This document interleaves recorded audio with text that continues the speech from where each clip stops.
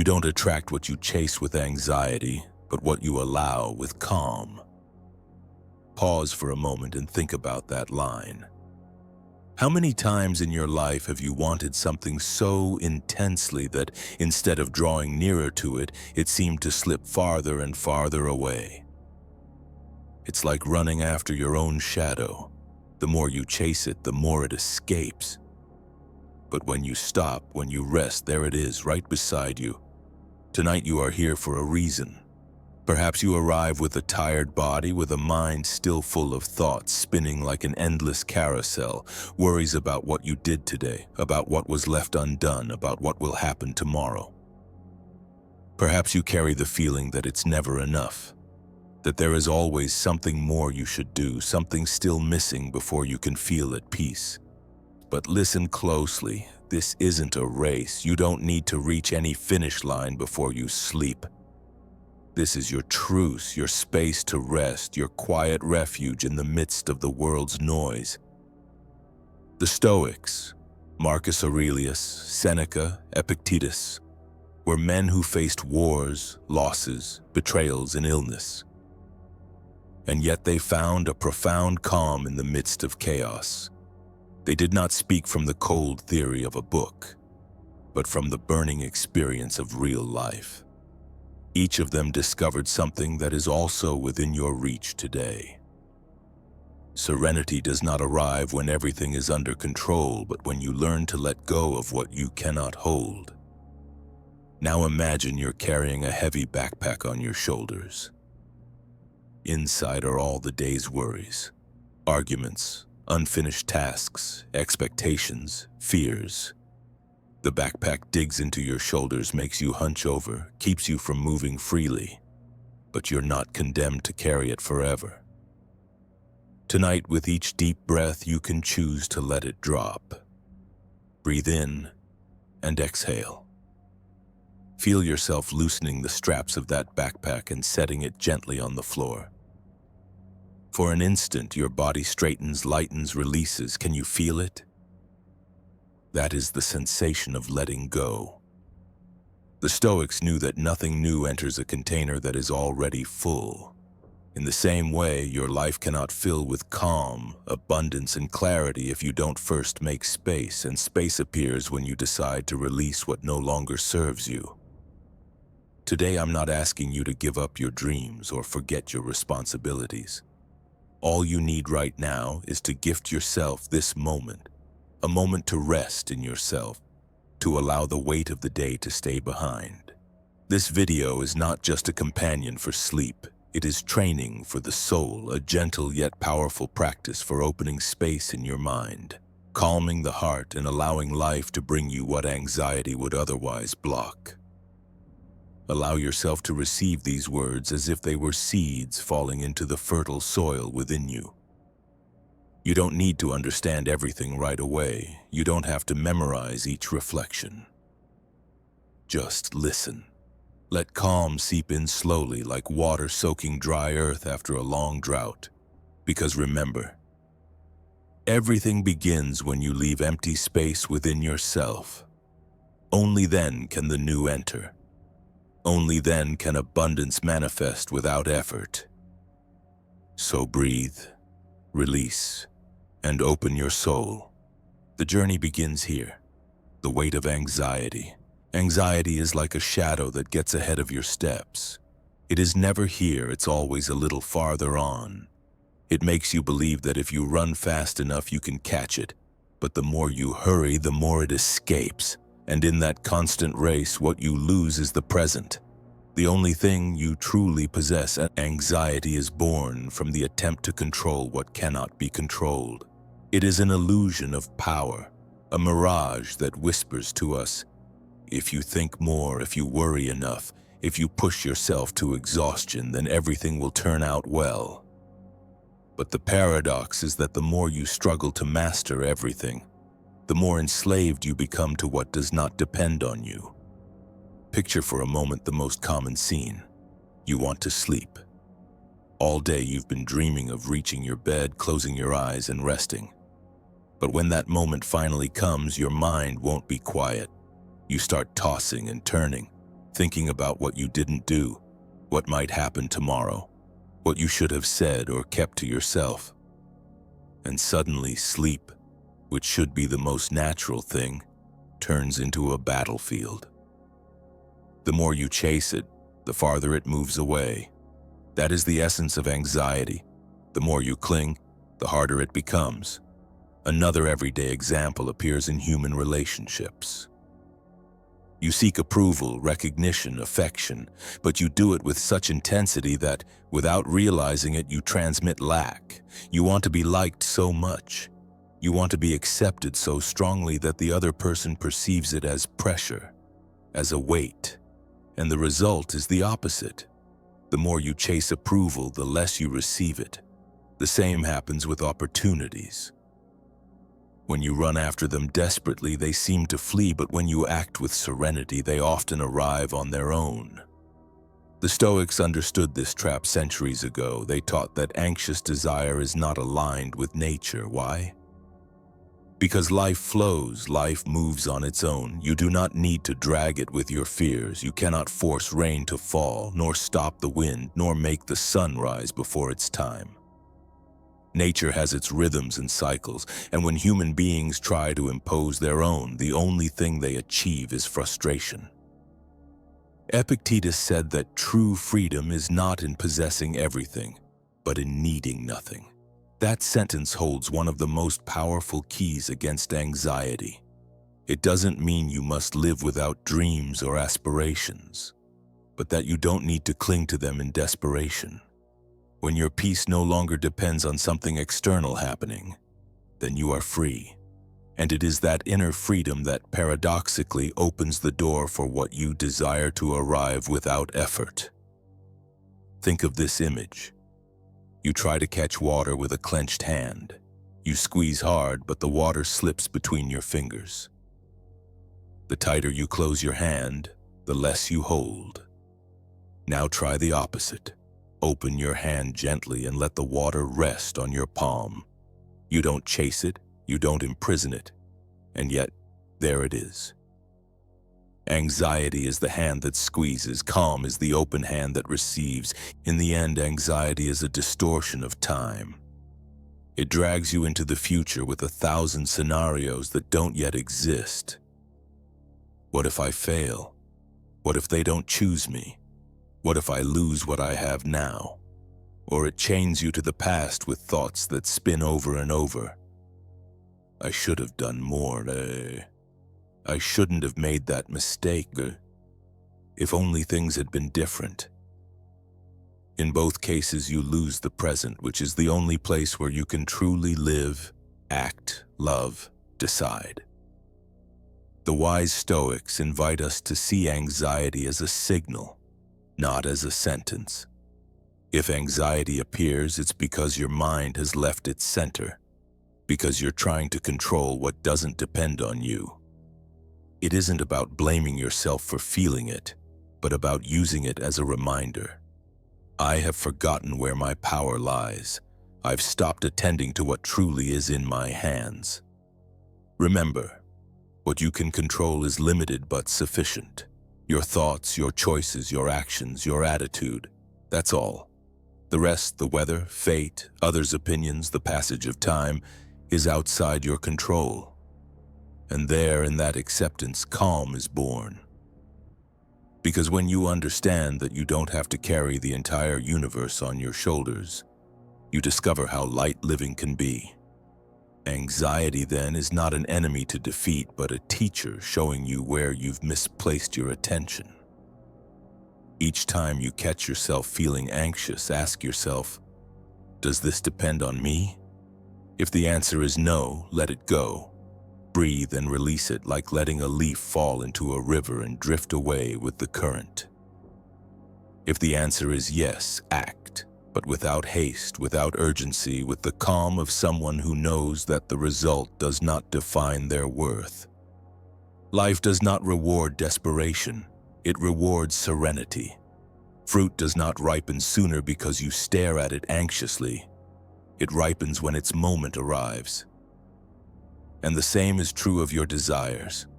If you learn to sow with calm and wait with trust, you will see more bloom than you ever imagined. Tonight, as you prepare to rest, I invite you to look at your anxiety with new eyes. Not as an enemy you must eliminate, but as a weight you can set down. Recognize that what you seek most, deep sleep, peace, love, clarity, appears precisely when you stop forcing it. Calm is not the result of having everything under control. Calm is the condition that allows life to flow in your favor. Take a deep breath now.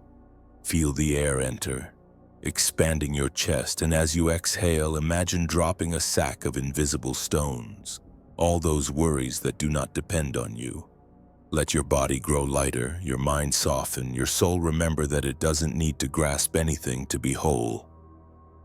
Because the truth is that abundance, peace, and serenity have always been there waiting. You only had to open your hand. The paradox of desire. Desire is a mysterious force. It is what moves us to get up in the morning, to learn something new, to reach out to another human being, to improve our lives. To desire is not bad in itself, it is profoundly human. The problem begins when desire turns into obsession, when we no longer recognize it as a spark that inspires us, but as a chain that tightens. The paradox of desire is that the more you cling to the outcome, the less likely it is to arrive. And when it does arrive, it comes with a bitter taste because you receive it from the fear of losing it. By contrast, when you desire with serenity, with the lightness of someone who knows that life owes you nothing, desire ceases to be a burden and becomes a natural impulse. The Stoics drew a clear distinction between two kinds of desires. On the one hand are natural desires, those aligned with virtue, calm, wisdom, temperance. They are desires born from within, from the need to live in coherence with your nature. To desire to be more just, more patient, more compassionate. To desire to cultivate serenity in the midst of chaos. To desire to learn from every experience. These are desires that lift you, strengthen you, never enslave you because they do not depend on anything external. And on the other hand are desires that depend on external factors, wealth, fame, approval, power, control over others. These are desires that, though they may give momentary pleasure, never truly satisfy. They are like a cup with cracks. You fill it again and again, but it always empties. They are desires that never rest, that drive you into an endless, exhausting pursuit. Think of someone who desires love. There is nothing wrong with wanting to share life, to long for companionship, affection, tenderness. But notice what happens when that desire turns desperate. The person starts projecting insecurity, demanding signs of affection at every turn, constantly fearing abandonment, and instead of attracting love, they push it away. The desire that was natural has been contaminated by fear and become an obsession. And obsession never attracts, it always repels. The same happens with those who chase success or recognition. When your worth depends on what others say, every applause becomes an addiction and every criticism an unbearable wound. Then you no longer work out of love for what you do, but to feed an insatiable need. At that point, desire has ceased to be a healthy impulse and has become slavery. Seneca summed it up with startling clarity. Nothing belongs to us, everything is on loan from nature. Everything you have today, your body, your relationships, your possessions, even your time, has been lent to you. And one day nature will reclaim it. When you understand this, you stop clinging so desperately. You can enjoy what you have while it is with you without making it a condition for your peace. Imagine holding sand in your hand. If you squeeze hard, trying to keep every grain, all you'll achieve is letting it slip through your fingers. But if you keep your hand open soft, the sand rests there quietly and you can enjoy its texture, its presence. Desires are like that. If you tighten them with anxiety, they escape. If you hold them with calm, they remain as long as necessary and then leave without tearing you apart. The paradox of desire is that you reach it more easily when you stop obsessing over it. Obsession blocks, confines, generates tension in your mind and body. But calm, open space creates lightness, invites life to flow toward you.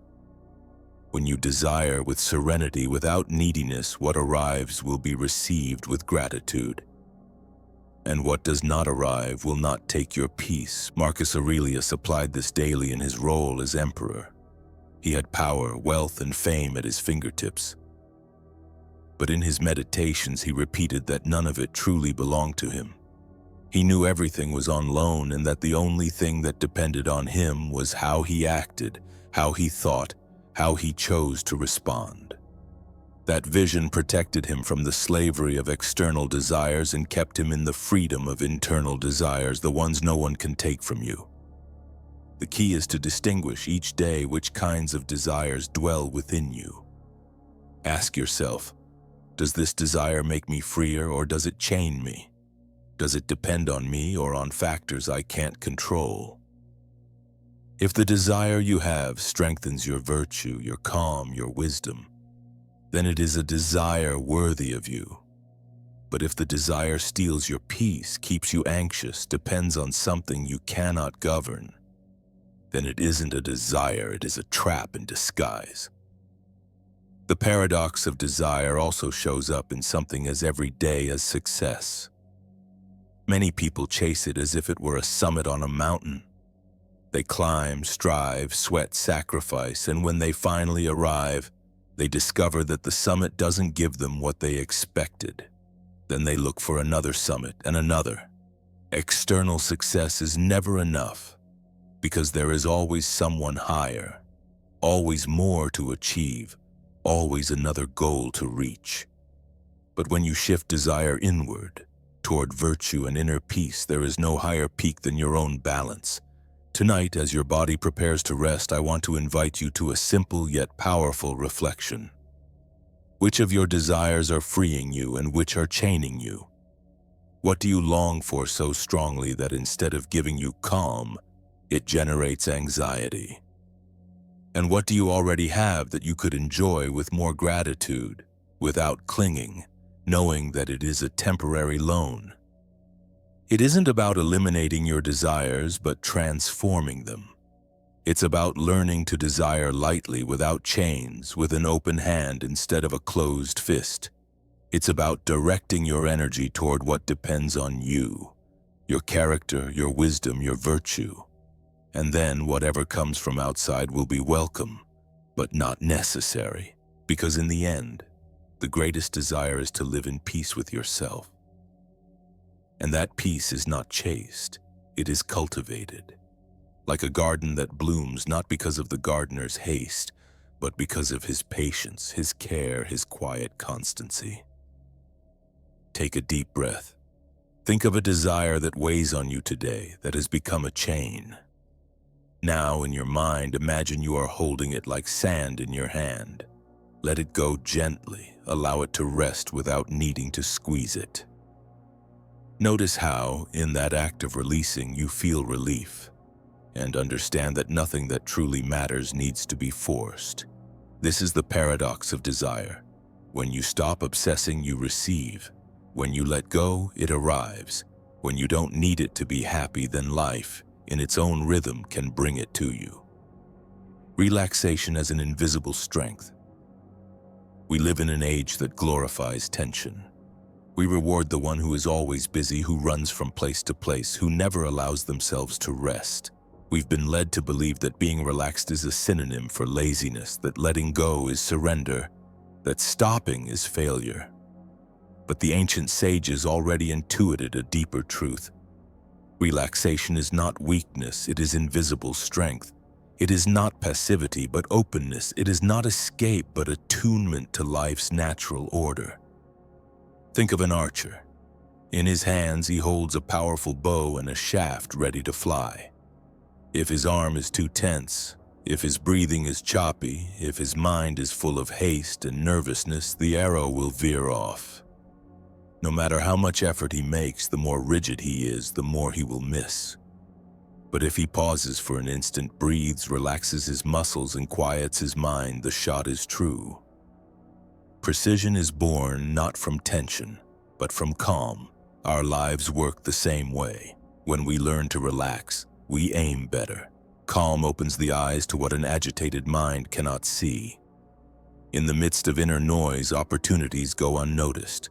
Solutions grow dim, relationships tighten. But when you enter a state of serenity, you create space for the essential to reveal itself. Clarity appears not because you force answers, but because you allow them. Relaxation, in that sense, is a creative force. It gives you access to inner and outer resources that were hidden beneath agitation.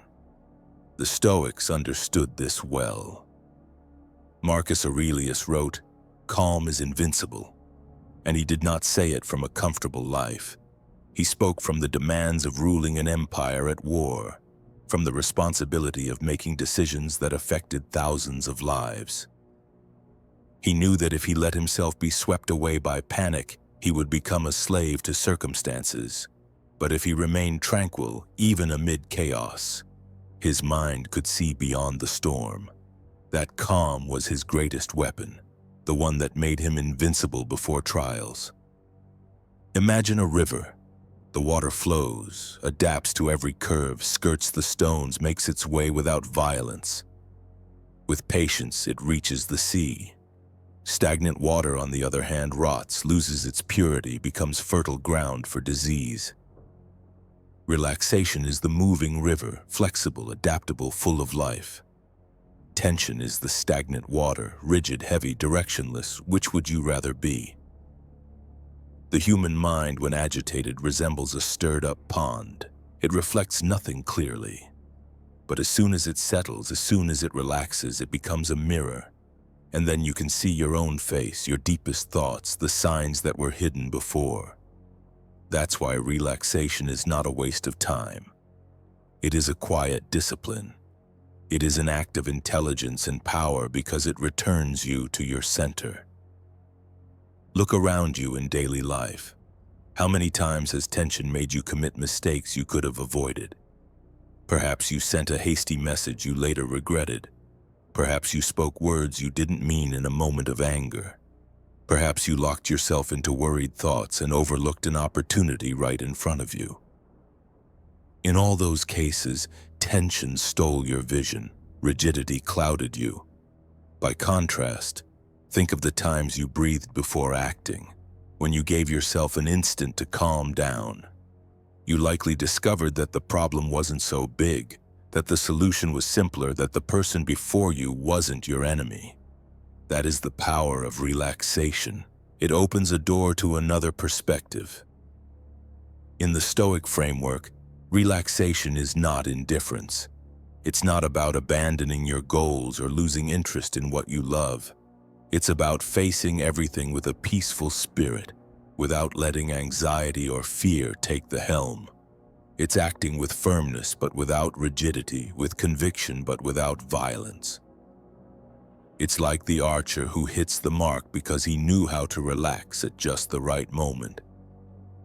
In life, most of the time, we don't fail from lack of effort, but from excess effort poorly directed. We tense up so much trying to control that we end up losing our aim.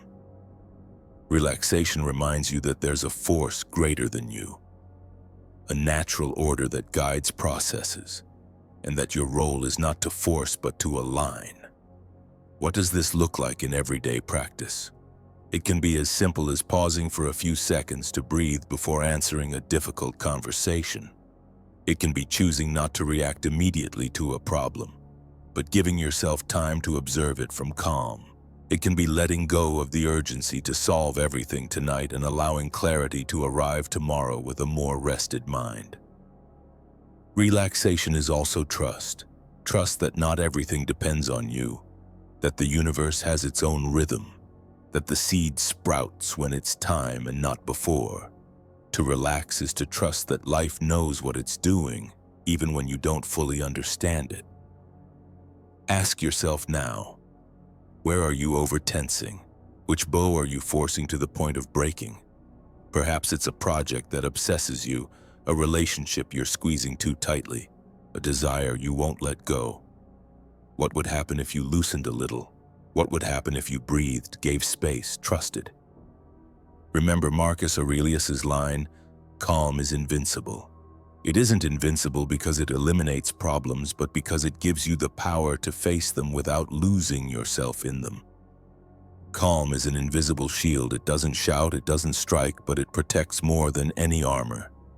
Tonight, as you settle into rest, redefine relaxation in your mind, not as laziness, but as quiet discipline. Not as weakness, but as a source of power. To relax is to train your soul to flow with the river of life instead of exhausting yourself by swimming against the current. Close your eyes. Imagine you are that archer. You feel the bow in your hands. You notice the tension in your muscles. Then you breathe, release the rigidity, allow the air to flow.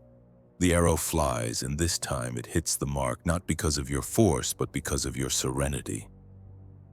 In the same way, when your life relaxes, results arrive with greater precision.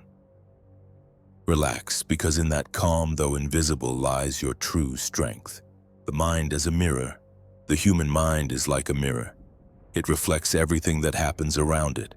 But just as a mirror can be clean or fogged, polished or dusty, our mind can show reality clearly, or distorted until we suffer from illusions. When we are agitated, everything is distorted. A neutral comment seems like a personal attack. A silence is interpreted as rejection. A daily setback becomes a catastrophe. But when we are calm, the very same situations are seen with different eyes. The comment is understood as just another opinion, the silence as a natural pause, the setback as a simple adjustment of plans. Reality hasn't changed. Our mind has. Think of something as simple as receiving a message. If you are serene, you read it calmly and respond with balance. If you are anxious or tense, that same message can seem cold, distant, even aggressive. The external did not change. The internal colored it. Epictetus summed it up clearly. It is not things that disturb us, but our opinions about them. That is, life presents us with bare facts, but our mind gives them shape, and sometimes the shape of a storm. The Stoics knew that training the mind was more important than changing the world. Because ultimately, what we perceive is not the world itself, but what our inner state allows us to see of it. A serene mind is a clear mirror. It reflects what is without adornment, without distortion. An agitated mind is like a broken mirror. It returns fragments, multiplies false images, wounds with its edges. Imagine a calm lake. The surface is so still that it reflects the sky, the mountains, the trees with perfect sharpness. It is like a flawless mirror of nature. But it only takes a thrown stone or a gust of wind for the image to break, for the reflection to deform. The same happens in our mind. The more agitated, the more confused, the more serene, the clearer. In day-to-day life, that difference can completely transform your experience. An agitated mind turns small problems into giants. A calm mind sees in great problems a manageable challenge. An agitated mind drowns in the past or anticipates the future with fear. A calm mind inhabits the present with acceptance. That's why cultivating mental calm is not a luxury, it is a necessity. It is the only way to see life as it is, without adding unnecessary suffering. The Stoics did not deny emotions, but neither did they allow those emotions to cloud their vision. They understood that if the mind reflects clearly, then even in the midst of the storm, a path can be seen. Ask yourself, how many times did you react harshly only to discover later there was no reason? How many times did you misinterpret a look, a word, a gesture because you were tired or anxious? How many times did you fight not with reality, but with what your mind fabricated about it? If you recognize yourself in this, don't blame yourself. We all do it. The good news is that you can train your mind to be a clean mirror. How do you train it? The Stoics proposed daily practices. One was to review one's own judgments. Faced with any difficult situation, they asked, "Is this truly an evil, or is it my opinion that makes it so?" Another practice was the pause, not reacting immediately but observing first. That pause, brief yet powerful, is the moment when the water of the lake stops churning and starts becoming clear again. Marcus Aurelius wrote in his Meditations that the mind has the power to retreat into itself and find there a refuge stronger than any wall. That refuge is calm, and from there everything that comes from outside is seen in more accurate proportion. An insult no longer wounds as much.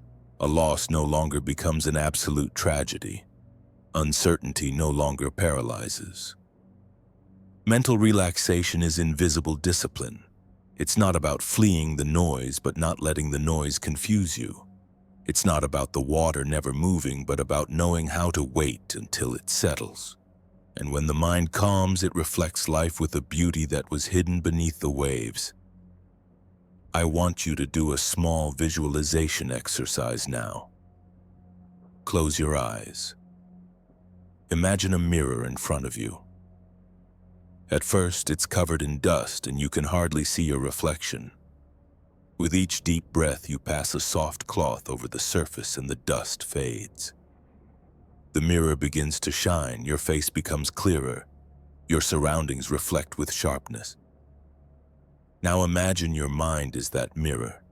Each anxious thought was dust, each hasty judgment was a smudge, and with your calm, little by little you clean it, until what remains is a clear, serene reflection that shows reality as it is.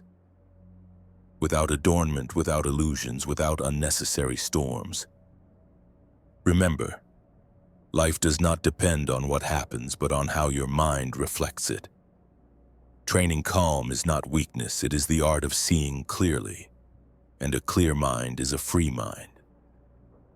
What you truly control. There is a Stoic teaching that seems simple but holds the key to serenity.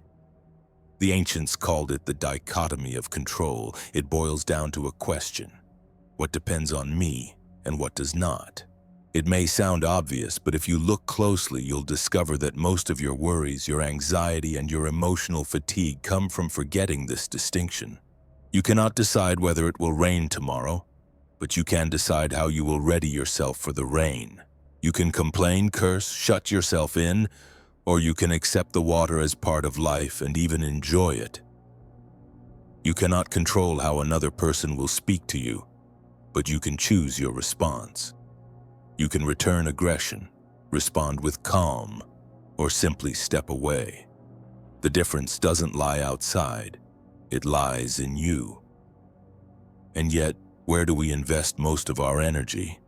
In what we cannot control. We spend hours worrying about what others think of us, whether we will be recognized, whether we will succeed tomorrow, whether fate will smile on us. We want to manage the weather, chance, others' emotions, the world's opinion, and in that impossible struggle, all we gain is frustration and fatigue. Epictetus put it plainly: it is not things that disturb us, but our opinions about them. It isn't the rain that ruins your day, it's your interpretation that you shouldn't get wet. It isn't criticism that wounds you, it's your judgment that the criticism defines your worth. It isn't failure that crushes you, it's the idea that you should never fail. When we confuse the external with the internal, we live enslaved. But when we remember the boundary, everything changes. Imagine you are rowing down a river. You control the oars. You can decide how to move them, how much force to apply, and what direction to point your boat. That is what lies within your power. But you do not control the current. You do not decide whether the river flows fast or slow, whether there are whirlpools, whether the wind blows with you or against you. You can waste all your energy cursing the current, fighting it, exhausting yourself without advancing. Or you can learn to row with the flow, adapting your movement, letting the river become an ally. Life is like that. The external, the weather, circumstances, fate, even the opinions of those you love, is the current. The internal, your judgment, your values, your decisions are the oars. Where is it wise to place your energy? The anxious mind tries to control the current. It rages when it changes, gets frustrated when it doesn't conform to its plans, wears itself out trying to impose an order. The serene mind, by contrast, trusts its oars. It focuses on what it can do and lets the river carry it where it needs to go. Marcus Aurelius wrote in his Meditations, "What stands in the way becomes the way." He didn't speak from theory, but from experience. He was emperor of Rome, surrounded by wars, betrayals, plagues. He could never control the external, but he could decide what to do with each situation. He could govern his mind, and that is the lesson they left us. Your freedom is not in mastering the world, but in mastering yourself. Look at your life today. How many hours of your day do you spend trying to control what doesn't depend on you? How much of your energy goes to fearing what others will say, obsessing over future results, longing for what has already passed? And how much do you invest in the only thing that has always been in your hands? Your thought, your word, your action, your attitude. Each time you place your attention on the external, you lose peace. Each time you return it to the internal, you regain freedom. The next time something steals your serenity, stop. Ask yourself, does this depend on me? If the answer is no, release it. Let it drift away like a leaf floating downstream. If the answer is yes, then act. Do what you can, calmly, firmly, without anxiety. The result is not guaranteed, but your integrity is. This practice, repeated again and again, completely transforms your way of living. Anxiety weakens because you no longer carry what isn't yours. Frustration diminishes because you know the only thing you can do is what lies within you. And calm grows because life ceases to be a fight against the inevitable and becomes a dance with the possible. Now imagine you stand in an open field. The wind blows, you cannot stop it, you cannot command it to change direction. But you can decide how to stand before it. You can bend in fear, or you can open your arms and let it cool your skin. That is the dichotomy of control, remembering that you are not master of the wind, but you are master of your stance before it. Remember these words from Epictetus each time anxiety traps you. It is not things that disturb us, but our opinions about them. The next time you feel anger, ask yourself, is it the situation itself or my judgment about it? The next time you feel fear, ask, does what I fear depend on me? And if it does not depend on you, let it go, because the truth is that your life is not measured by what happens to you, but by how you choose to respond. That is the true terrain of freedom. That is the power that nothing and no one can take from you. The power of non-attachment. When we hear the word detachment, we often think of coldness, indifference, renouncing love or the things we value. But detachment is not that. Detachment does not mean living without affection or without bonds or without enjoyment. Detachment, in the Stoic view, is the ability to love and enjoy deeply without becoming slaves to what we love. Because the truth is that nothing in this life belongs to us completely. Everything, absolutely everything, is alone. Our health, our body, our possessions, even the people we love most. Life gives them to us for an uncertain time and, without warning, can take them back. That is the natural condition of existence, and resisting it is the root of much human suffering. Seneca expressed it clearly. Nothing belongs to us. Everything is on loan from nature. And Marcus Aurelius reminded himself each night to be prepared to lose what he had. not because he didn't love it, but because he knew the external is never under our control. Imagine this story for a moment. A person receives a gold ring as an inheritance, passed down from generation to generation in their family. That object becomes a symbol, a treasure full of meaning. They wear it every day, stroke it in moments of difficulty, contemplate it as if the presence of their ancestors lived in it. One day, without realizing it, they lose it. They search desperately, rummage through pockets, the house, every corner, but the ring is gone. At first, the emptiness is unbearable. The person feels as if a part of themselves has been lost. The heart tightens, the mind repeats again and again, "I cannot live without that memory." Yet as days pass, something unexpected happens. The pain begins to ease, and in its place a deeper understanding emerges. The memory of loved ones was not trapped in an object. The love, the story, the connection, all of that was still alive inside. The ring had been a symbol, but it was never the essence. What they truly treasured could not be stolen, lost, or destroyed. It lived within. That is the lesson of detachment. What you truly value does not depend on the outer form, but on the inner meaning. What is truly yours is never lost, because it lives in your character, your memory, your virtue. The Stoics understood this with simple yet powerful metaphors. They said that life gives us people and things as a host receives visitors.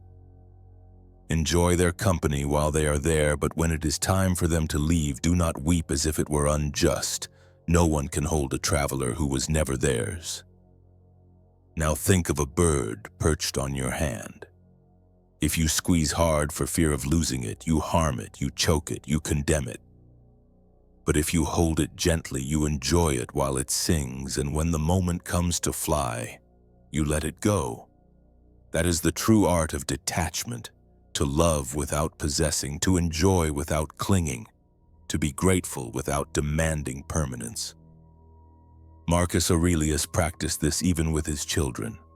As a father and an emperor, he knew he could not control destiny. Some of his children died young, and instead of cursing the gods, he told himself, "I was granted this time with them. I am grateful." Now nature has decided otherwise. It was not coldness, it was deep love. Love that does not need chains to be real. Because when you love from attachment, you love with fear, fear of losing, fear of change, fear that it won't last. And that fear contaminates love. It turns into anxiety, into demand. But when you love from detachment, you love with freedom. You recognize that nothing is eternal. And precisely because of that, every moment is more valuable. Detachment also applies to material things. How many times do we suffer over an object that breaks, is lost, or gets damaged?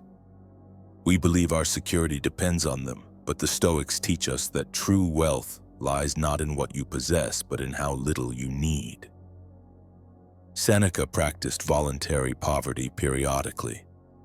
He spent days living with the minimum, eating coarse bread and wearing simple clothing, to remind himself that he could live without luxuries and that his worth did not depend on material abundance. That training freed him. It made him strong because he understood that the essential is inside, not outside. Ask yourself now, what are you gripping so tightly that just imagining losing it causes you anguish? An object, a relationship, a situation?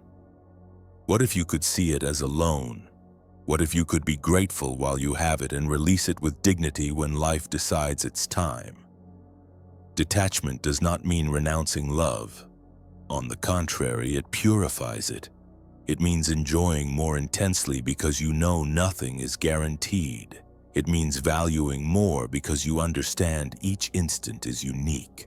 It means freeing both the other and yourself from the prison of possession. Consider this closing thought: detachment is not coldness, detachment is freedom. It is the freedom to love without fear, to enjoy without anxiety, to live without chains. Because nothing external is truly yours. Everything you have is on loan, but what you are, that does belong to you.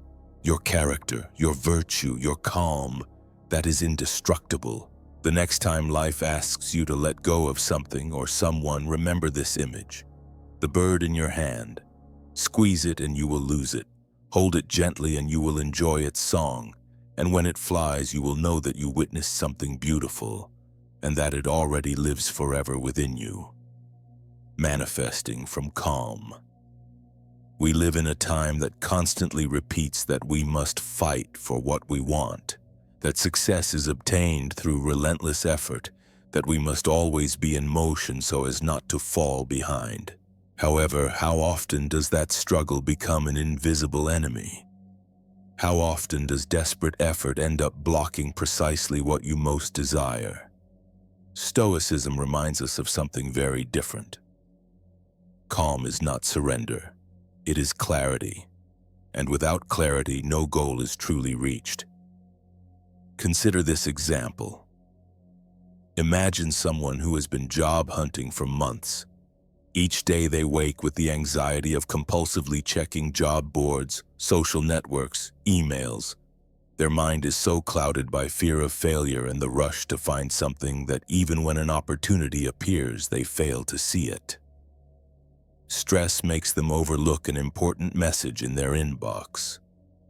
Days later, when they finally stop and breathe, when they relax enough to look with calm, they discover that email.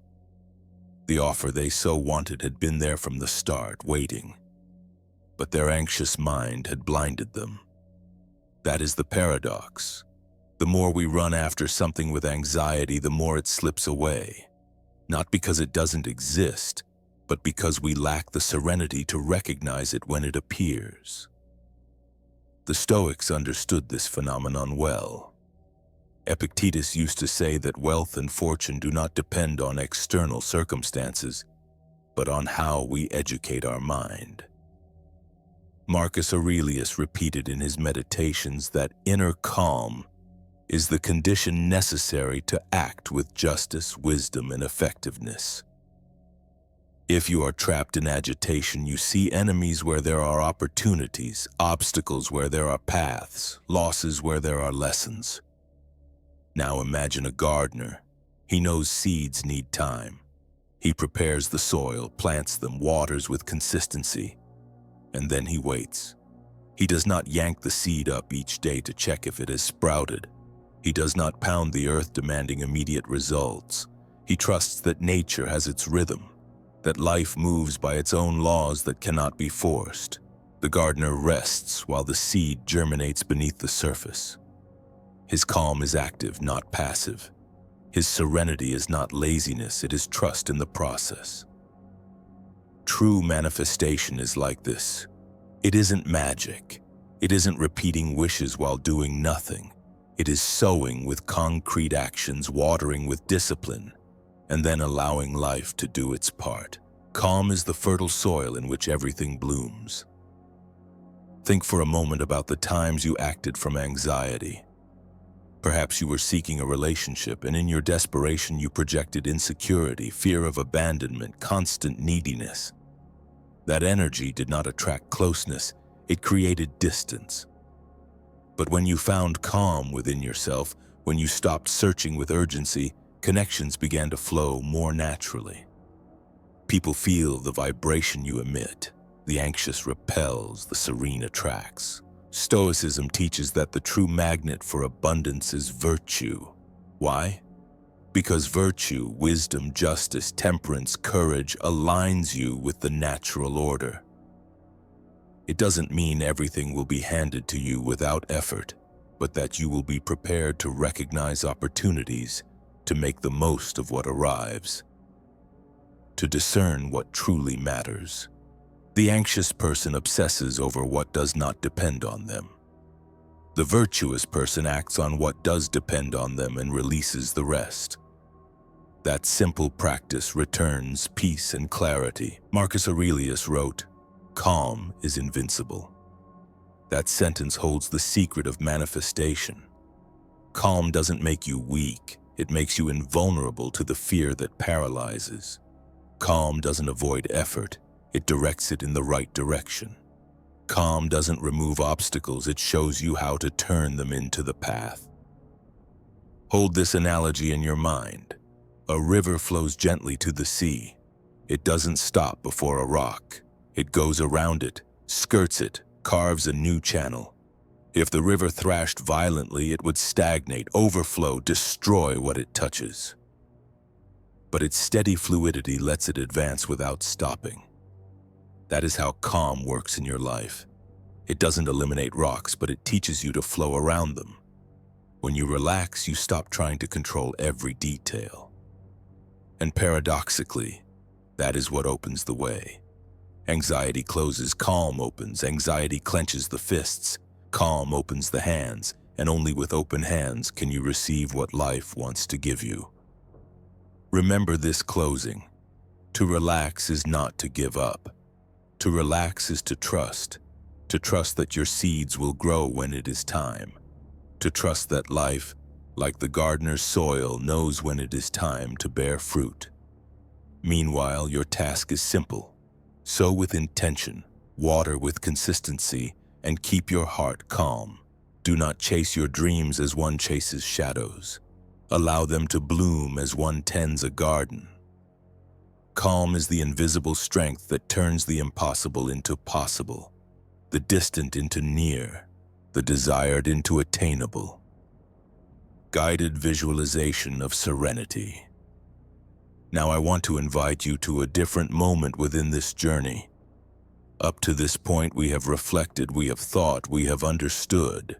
But Stoicism is not only theory, it is practice, and one of the most powerful ways to practice it is through mindful calm. That serenity you can invoke at any instant, even when the world around you is in chaos.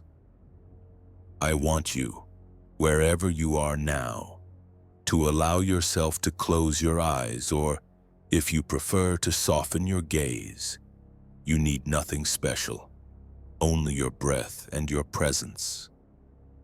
We are going to enter together into a visualization that does not seek to make you escape from reality, but to bring you back to what is essential, to that inner space that has always been with you, and that perhaps you have forgotten amid the noise. Take a deep breath. Inhale slowly, gently, and feel how the air enters, cool, light. Hold for an instant, and now release the air calmly, letting your chest and your shoulders relax. Do it once more. Inhale, hold, and exhale. Let the natural rhythm of your breath set the tempo of this moment. There is no rush, there is no demand, only the natural flow of your body breathing. Now imagine that at the center of your chest a light turns on. It is a warm light, not strong or aggressive, but soft like the sun at dawn. That light grows little by little and expands toward your shoulders, toward your abdomen, toward your arms and legs. With each inhalation, that light intensifies. With each exhalation, it expands more and more, enveloping your whole body. Now, as you breathe, I want you to imagine that with each exhalation, you release something. A worry, a fear, an expectation you have carried all day. Each time the air leaves you, one of those invisible burdens leaves as well. Visualize those worries as dry leaves. Inside you there had been a restless wind that kept them swirling, striking from side to side, filling your mind with noise. But now that same wind takes them gently and carries them away. Each leaf that goes leaves space, clean space, open space, space in calm. Think about that metaphor. We all accumulate dry leaves. Words that wounded us, memories we never quite let go, plans that did not turn out as we hoped. They stay inside us like unnecessary weight, but when you choose to relax, when you breathe with intention, those leaves find the exit and depart. And what remains in you is not emptiness, but space for something new to be born. Epictetus reminded us that true freedom is not found in the external, but in the mind. This exercise symbolizes precisely that. You cannot control whether it rains tomorrow or whether someone criticizes you. but you can control whether those burdens remain within you or whether you let them go. This practice of imagining how your worries are released is not a mind game. It is training so that your inner self learns to let go more easily each time. Now feel your body lighter, as if you had been carrying a backpack full of stones for hours and suddenly you could set it on the ground. Notice the difference in your shoulders, in your back, in your breathing. That lightness is not imaginary. It is real because what weighs most are not objects, but the thoughts you cling to unnecessarily. Remain for a few seconds in this calm. Breathe. Feel. Let the warm light keep expanding from your chest, enveloping every part of you. Imagine that your mind is like a room that for years was full of old boxes, dust, unnecessary things. Today you have cleaned it, you have emptied it, and now the light enters through the open windows.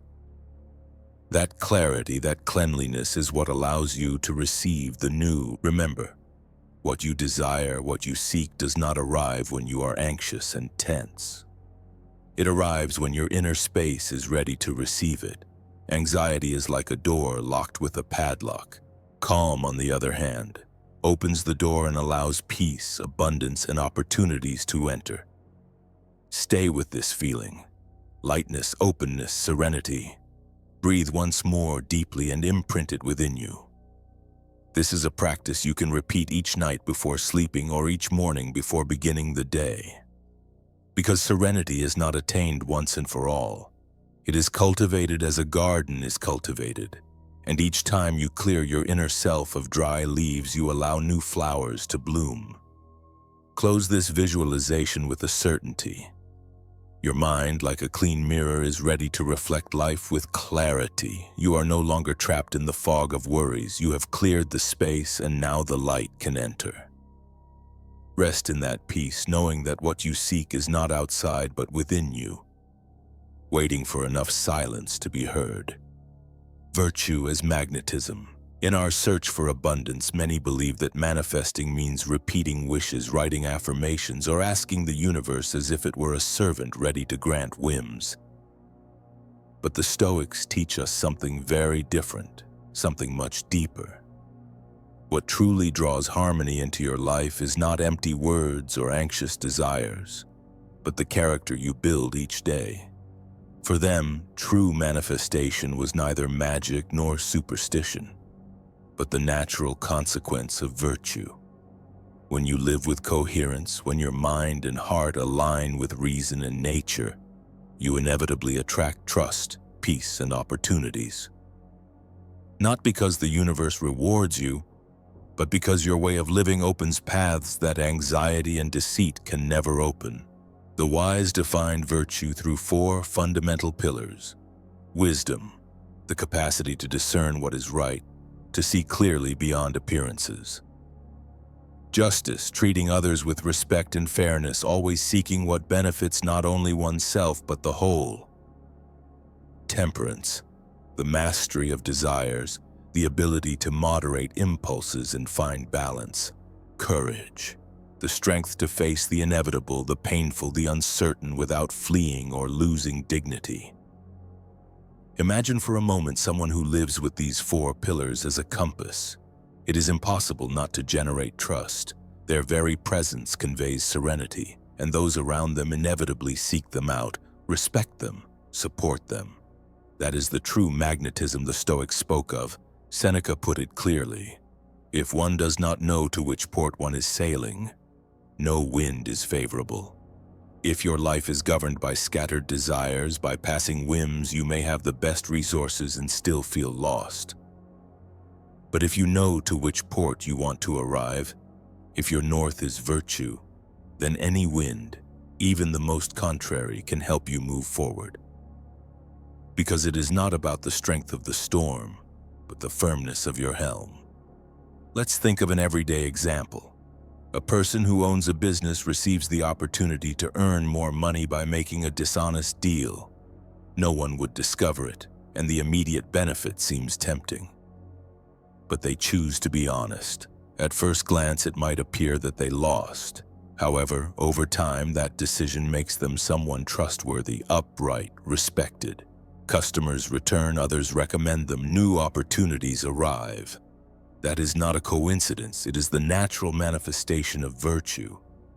By contrast, those who seek shortcuts, who deceive or betray their principles may gain quickly. But those same actions generate distrust, inner noise, and sooner or later, greater losses. What is external can be won by chance, but what is internal can only be built with discipline. And the internal is what sustains real abundance. Virtue, then, is like a magnet. Imagine iron filings scattered across a table. Each is pointing in different directions without order.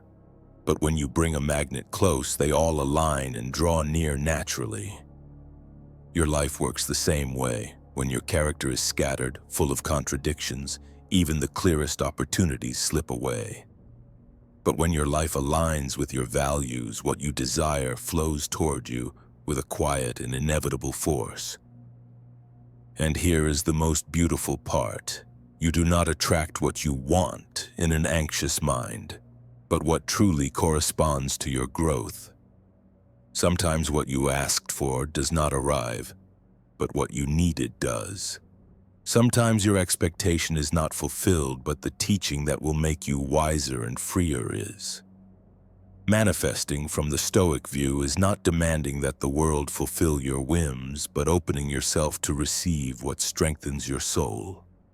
The serenity inspired by a virtuous man cannot be bought. The trust awakened by a woman of integrity is not up for negotiation. The abundance that flows to one who lives with temperance and justice is not an accident. It is the echo of coherence, and that echo resonates in every sphere, in relationships, at work, in health, in rest. This does not mean that living in virtue is easy. It requires discipline, asks you to renounce immediate pleasures, to endure criticism, to stay the course even when it seems more comfortable to swerve. But that steadiness turns your life into a safe harbor for yourself and for others. And when you are a safe harbor, life entrusts you with more ships, more opportunities, more abundance.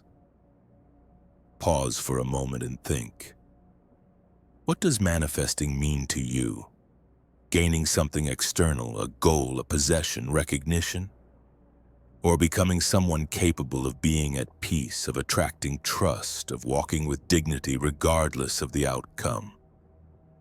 The first option can give you fleeting satisfactions.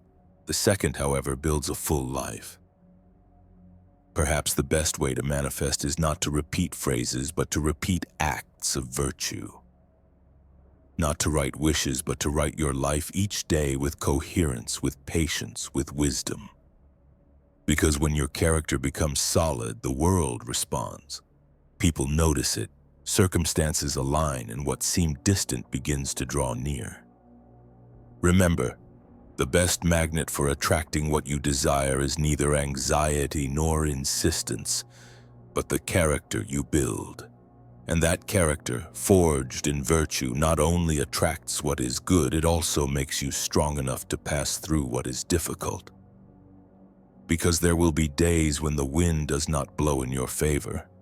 There will be losses, there will be uncertainty. But if your harbor is virtue, no wind will truly be contrary. So the next time you think about what you want to manifest, remember, more than asking, practice. Practice wisdom. Seek to understand before judging. Practice justice. Give what is due even when it is not the most comfortable. Practice temperance. Moderate your desires and do not be a slave to what is external. Practice courage. Face the inevitable with calm. Make your life a magnet that does not impose, does not force, does not drag. A magnet that, simply by being coherent, makes the pieces of the world draw near at the right moment. The best way to manifest is not to repeat wishes, but to live in such a way that life itself inclines toward you. Because your character, your serenity, and your virtue inspire trust, peace, and abundance. Serenity in the face of the uncertain. If there is something that steals our peace constantly, it is obsession with the future. We think about what could happen, about possible risks, about the consequences of what has not yet occurred. The anxious mind is like an uncontrolled oracle. It creates images, scenarios, invented tragedies. And although the majority never come to pass, the where they generate is completely real. How many nights have we gone to sleep replaying conversations that have not yet happened, anticipating problems that may never arrive, imagining losses that exist only in our head? The body tenses, the heart beats faster, the breath quickens, all because the mind decided to dwell in a future that does not yet exist. The Stoics clearly saw this human dilemma. They knew that fear of the future is a powerful illusion, but also a choice. Because although we do not control what will come, we can decide how we receive it. Marcus Aurelius wrote, "Remember that the future and the past do not exist, only the now." In this sentence there is a deep medicine.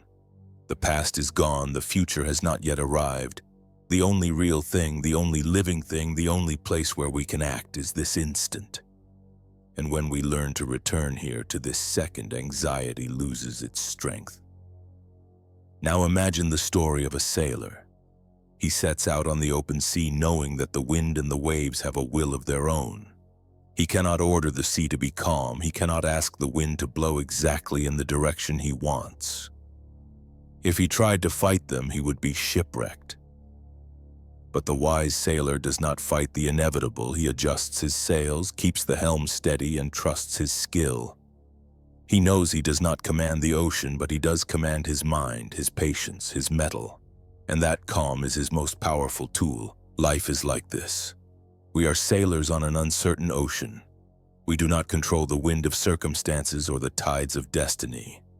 But we do control how we adjust our sails, our attitude, our perspective, our small decisions. Serenity, then, does not eliminate uncertainty, but gives us the strength to pass through it. Anxiety, on the other hand, paralyzes us. It is as if a sailor refused to move the sails for fear of making a mistake. The ship drifts and the wear increases. In the realm of our life, that translates into constant indecision. Fear of acting, lost opportunities because we are too busy imagining the worst. The Stoics did not promise a future free of storms. What they promised is that inner calm can be stronger than any external storm. Epictetus taught it clearly. We cannot control what happens outside, but we can control how we interpret it inside. And that interpretation changes the entire experience. Think of this analogy. Walking in the middle of fog. You cannot see 100 meters ahead. You do not know what lies beyond. If you obsess over what you cannot see, you fill yourself with fear and do not move. But if you decide to trust in what your eyes can make out, you take one step and then another and another. The fog never completely disappears, but the path reveals itself with each step you take. And that step is enough. That is how the present works. You do not need to see the entire route, only what is in front of you. How many times has the uncertainty that seemed unbearable ended up resolving itself on its own, with your worries serving no purpose? Perhaps you were sure you would lose something, and it did not happen. Or perhaps the fear came true, but you discovered within yourself more strength than you thought you had. The truth is that most of the scenarios your mind constructs never become reality.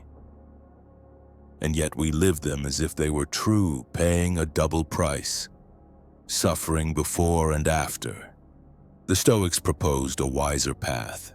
Instead of fearing the future, they embraced uncertainty as a natural part of existence. Because life does not ask for certainties, life asks for trust. Trust in your capacity to pass through whatever comes. Trust that every obstacle can become a teacher. Trust that your inner peace is more valuable than any external result. Marcus Aurelius said that the soul is strengthened by facing the inevitable. And that strength is not born amid agitation, but amid calm. Because only in calm can you think clearly. Only in calm can you make just decisions. Only in calm can you find meaning even in what you do not understand. Perhaps today you are going through an uncertain moment. Perhaps there are unanswered questions, blurry roads, quiet fears. That is okay. You do not need to have everything clear. You only need this step, here, now. Breathe, adjust your sails, keep the helm steady. The rest will reveal itself in its time. Serenity does not eliminate uncertainty. It does not erase the fog. It does not stop the storm. But it allows you to walk within it with dignity, with confidence, with calm. And then you discover that life never asked for certainties. The only thing it asked for was your presence here and now. So each time your mind gets lost in imagined futures, remind yourself of this. The future does not yet exist. The only real thing is this instant, and in this instant you have everything necessary to take one more step. Life is not about guessing destiny, but about walking toward it with serenity. The obstacle is Ali. At some point in life, we have all felt that the world turned against us. That day when something we planned in detail collapses in an instant. That job that seemed stable and suddenly disappears, that relationship we thought eternal. And that ended without warning. That opportunity we were expecting and that vanished without explanation. In those moments, the soul trembles. The first impulse is to resist, to get angry, to complain against fate. We feel that a wall has risen before us, blocking our path and leaving us with no way out. The Stoics, however, left us a transforming lesson. What seems like a blockage can in fact be the path itself. Marcus Aurelius wrote, "What stands in the way becomes the way." Simple words that contain a revolutionary truth. The obstacle is not there to destroy you, but to show you something you would not otherwise see. Imagine the story of someone who loses their job unexpectedly. At first, everything is chaos, fear for the future, anger at the injustice, a feeling of failure. But as days pass and after the emotional storm, a space of calm emerges. And in that space, a spark appears, a sleeping skill, a talent never explored. Perhaps they discover they can teach, that they can write, that they possess a creativity that routine had kept hidden. What seemed like an ending becomes a beginning. The wall was not a sentence, it was a disguised door. Life often works like a river. When water meets a rock, it does not stop. It goes around the obstacle, embraces it, makes it part of its course. The river does not lose its destination because it encounters resistance. On the contrary, the obstacle helps it redraw its path. So it is with us. Difficulties are not a final stop. They are detours that push us toward territories we would never have explored otherwise. But there is a condition. In order for the obstacle to become a teacher, we need calm. Agitation clouds our sight. Anger locks us inside pain. Fear makes us see walls where there are doors. Only when we manage to calm ourselves even a little can we discover the hidden message. That is when life reveals that what we called loss may actually be a necessary adjustment. That difficulty is not an enemy but an ally. The Stoics understood that everything that happens to us has the potential to strengthen us, as long as we face it with the right attitude. Epictetus said that we do not choose the cards we are dealt, but we do choose how we play them. And in that game, the obstacle is an opportunity to train virtue, patience, fortitude, creativity, resilience. Think of your own walls. How many times has something that hurt at first ended up being a blessing in disguise? Perhaps a relationship that ended made room for you to get to know yourself. Perhaps a failure forced you to learn a skill that is now your greatest treasure. Perhaps a mistake showed you your vulnerability, and with it you learned humility. It is not that pain was necessary in itself, but that your attitude transformed it into growth. The obstacle is a mirror that reveals who you are when life does not cooperate. In comfort, we can all be calm, generous, patient. But in difficulty, our true mettle appears. There we discover whether we are masters of ourselves or slaves to circumstance. And although we do not always choose the test, we can always choose the response.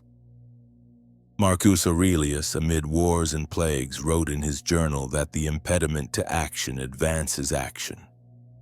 For him, every blockage was a master in the art of self-governance. That is the Stoic teaching.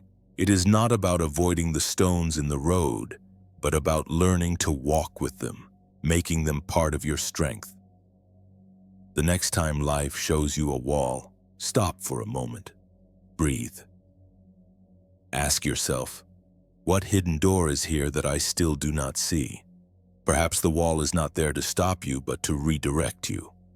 Perhaps it is not a punishment, but a compass. Perhaps what seems like an ending is only the beginning of a new path. The obstacle is not the enemy. The obstacle is the way. Gratitude as attraction. When you think of the word gratitude, what image comes to mind? Perhaps a childhood memory, a table shared with loved ones, or maybe an achievement reached after much effort. We usually associate gratitude with pleasant moments, with what we consider good. But the Stoics invite us to go further. They teach us that gratitude is not only a feeling, it is a way of looking at the world, a habit of the mind, a key that transforms any experience into a source of learning. Gratitude is powerful because it changes the focus of attention. When you concentrate on what is missing, you feel scarcity. When you observe what you already have, abundance appears. It does not matter whether what you possess is great or small, perfect or imperfect. The simple act of recognizing it opens an inner space of calm. Imagine a rainy day. Most people complain because their outdoor plans are ruined, but someone trained in gratitude stops and thinks rain is rest for the earth, nourishment for the rivers, freshness for the air, a pause for me. The same situation, two different views. One creates frustration, the other serenity. Epictetus summed it up clearly. It is not happy the one who has everything, but the one who appreciates what he has. The secret lies in understanding that everything life gives us is temporary. Like a loan. Each day, each person, each experience is like a book someone lends you. You take greater care because you know you will not have it forever. So it is with health, with youth, with shared moments. And it is precisely the awareness of their fragility that makes everything more valuable. Gratitude is practiced not only in what is obvious, but also in what is difficult. How can you be grateful for a difficulty, a loss, an obstacle? The Stoics had an answer. Because even what hurts brings a lesson. A difficult trial can awaken your patience, your resilience, your capacity to love without conditions. Seneca expressed it bluntly but wisely. The wise person is grateful not for what he receives, but for the opportunity to grow stronger through it. Think of a recent situation that bothered you. A delay, an argument, a failure.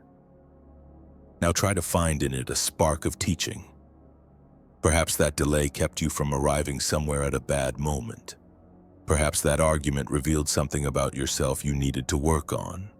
Perhaps that failure forced you to look for a path you never would have considered. Gratitude is precisely that skill, not to deny the pain, but to recognize that even there is a hidden gift. Gratitude also has a curious effect. It multiplies what you perceive. Not because more things magically appear, but because your mind begins to notice them. Someone who practices gratitude discovers beauty in the ordinary. In the aroma of morning coffee, in a fleeting smile from a stranger, in the softness of wind on the face. And those small things, which for others go unnoticed, become everyday treasures. Modern psychology studies confirm what the Stoics intuited centuries ago. Gratitude reduces anxiety, strengthens relationships, and improves mental health. It is not a naive act of denying the negative. It is a discipline that retrains the mind so it does not live in constant lack.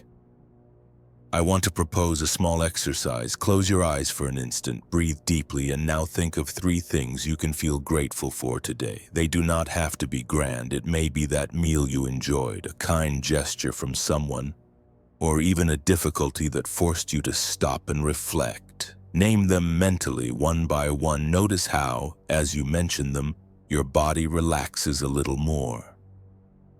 That is the magic of gratitude. It turns the everyday into the extraordinary. Now imagine your life as a room. If you always focus on what is missing, that room looks dark and empty. But each time you give thanks, you turn on a lamp. And with each lamp lit, you notice that the room was never empty. You simply had not seen what was there. That is abundance, not infinite accumulation, but the capacity to recognize what is enough. Gratitude, understood this way, is also a form of manifestation. Because by living gratefully, you attract more reasons to be grateful.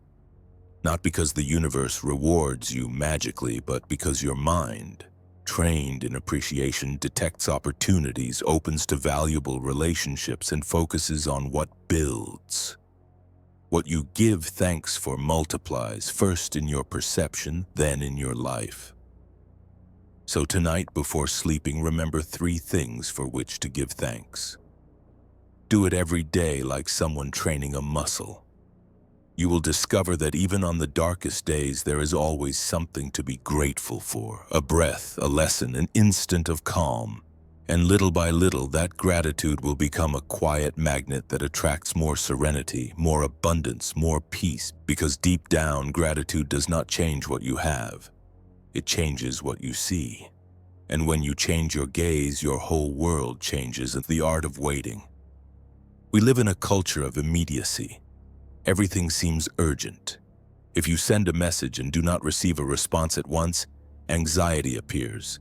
If you want to learn something new, you look for tutorials that promise results in 5 minutes. If you start a project, impatience makes you look constantly toward the goal, as if the present had no value.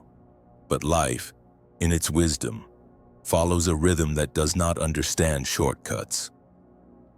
What is valuable requires time, constancy, and patience. The Stoics knew this. They spoke of living in harmony with nature, and nature never rushes. The seasons come and go in their time. The sun does not advance its sunrise, nor does the moon delay its phase. Everything has an order, a pulse, a cadence that does not depend on our haste. And learning to wait in calm is one of the greatest virtues a human being can cultivate. Imagine a fruit tree. The farmer plants the seed and then tends the ground. Waters, protects, prunes when necessary, but he never yells at the seed to make it grow faster. He never digs every week to check whether it has already borne fruit. He knows that his task is not to accelerate, but to accompany the process. He knows nature has its own rhythm and that the only thing he can do is be patient and constant, trusting that the invisible is taking shape beneath the earth, even if he does not yet see it. So it is in our life. There are dreams, learnings, transformations that require their time. We can plant intention and take care of our actions, but the result will ripen when it is due. Trying to force it only generates frustration. Let's think of an everyday example. Someone who begins to meditate. At first, they feel frustration because their mind will not quiet down. Each attempt seems like a failure, but if they persist, if they stop demanding immediate results, they gradually discover that calm finds its way. Weeks or months may pass, but one day, almost without noticing, they find themselves breathing in silence, experiencing a serenity that once seemed impossible. That is the fruit of patience, a gift that comes only to those who know how to wait. Haste is the enemy of serenity. Deep down, impatience is born of distrust. We do not believe that life will take care of its part. We feel we must push everything, control everything, accelerate everything. But patience is a form of trust in life. It is telling the universe, I know that what is for me will arrive at the right moment, neither before nor after. Marcus Aurelius recalled this in his Meditations. Everything happens in its time. What nature has arranged is fitting that it occur for him, trusting that rhythm was a way to let go of fear and live in harmony with the natural flow of things. And there is something more. Waiting does not mean passivity. Waiting is acting with constancy but without anxiety. It is planting and watering each day without pulling up the plant out of desperation for not seeing fruit. It is working with discipline, trusting that results will appear at the right moment. Think of it in your relationships. If you desire friendship, love, or trust, you cannot force it. You cannot speed up the process of true closeness. You can only offer your presence, your coherence, your listening. The bond will grow if it is meant to, but it will do so in its time, not yours. Think of it in your personal development. If today you decide to change a habit, you will not see transformation immediately. You will need weeks, perhaps months. Each day of practice is like the farmer's watering. You may not notice changes at once, but the transformation is happening, even if it is not yet visible. Patience, then, is the serenity of accompanying invisible processes. It is the calm of not demanding that life follow your calendar, but adapting yourself to its own. It is a forgotten virtue in a world of instant gratifications, but whoever cultivates it becomes the master of their inner time. Remember this: what you sow in calm will bloom with more strength than what you force with anxiety. Impatience pulls up roots and seeds. Patience strengthens them. Rush consumes energy, patience conserves it. So the next time you feel the urgency of immediate results, pause, breathe and repeat silently, I trust the rhythm of life. Let that sentence accompany you like a seed. Over time, you will see how what seemed to take too long arrives exactly on time. The art of waiting is not losing. It is gaining serenity, because what is yours, what truly belongs to you, will find its way to you. And when it arrives, you will receive it with more gratitude, because you will know that every instant of waiting was part of its value. Calm in relationships. If you observe closely, a large part of your anxiety does not come from great catastrophes, but from something nearer: your bonds with other people. The fear of losing someone, of not being loved, of being betrayed or misunderstood. The human mind, so inclined toward connection, turns that natural need for affection into an inexhaustible source of worries. But the Stoics offer us a different path: to love with freedom and serenity rather than with chains and obsession. Seneca expressed it in a sentence that, at first, may sound harsh: love as if one day you were going to lose. It is not a call to cold detachment or superficial love. It is, in fact, an invitation to love without demanding permanence. To love knowing that everything in life is transitory, people, moments, even ourselves. This understanding does not extinguish love. On the contrary, it makes it more authentic because it frees it from the illusion of possession. Imagine someone who lives dependent on their partner's messages. If there is no immediate reply, the mind begins to invent stories. Do they no longer love me? Are they with someone else? Did I do something wrong? That dependency becomes a prison. The relationship, which should be a source of joy, turns into a field of constant anxiety.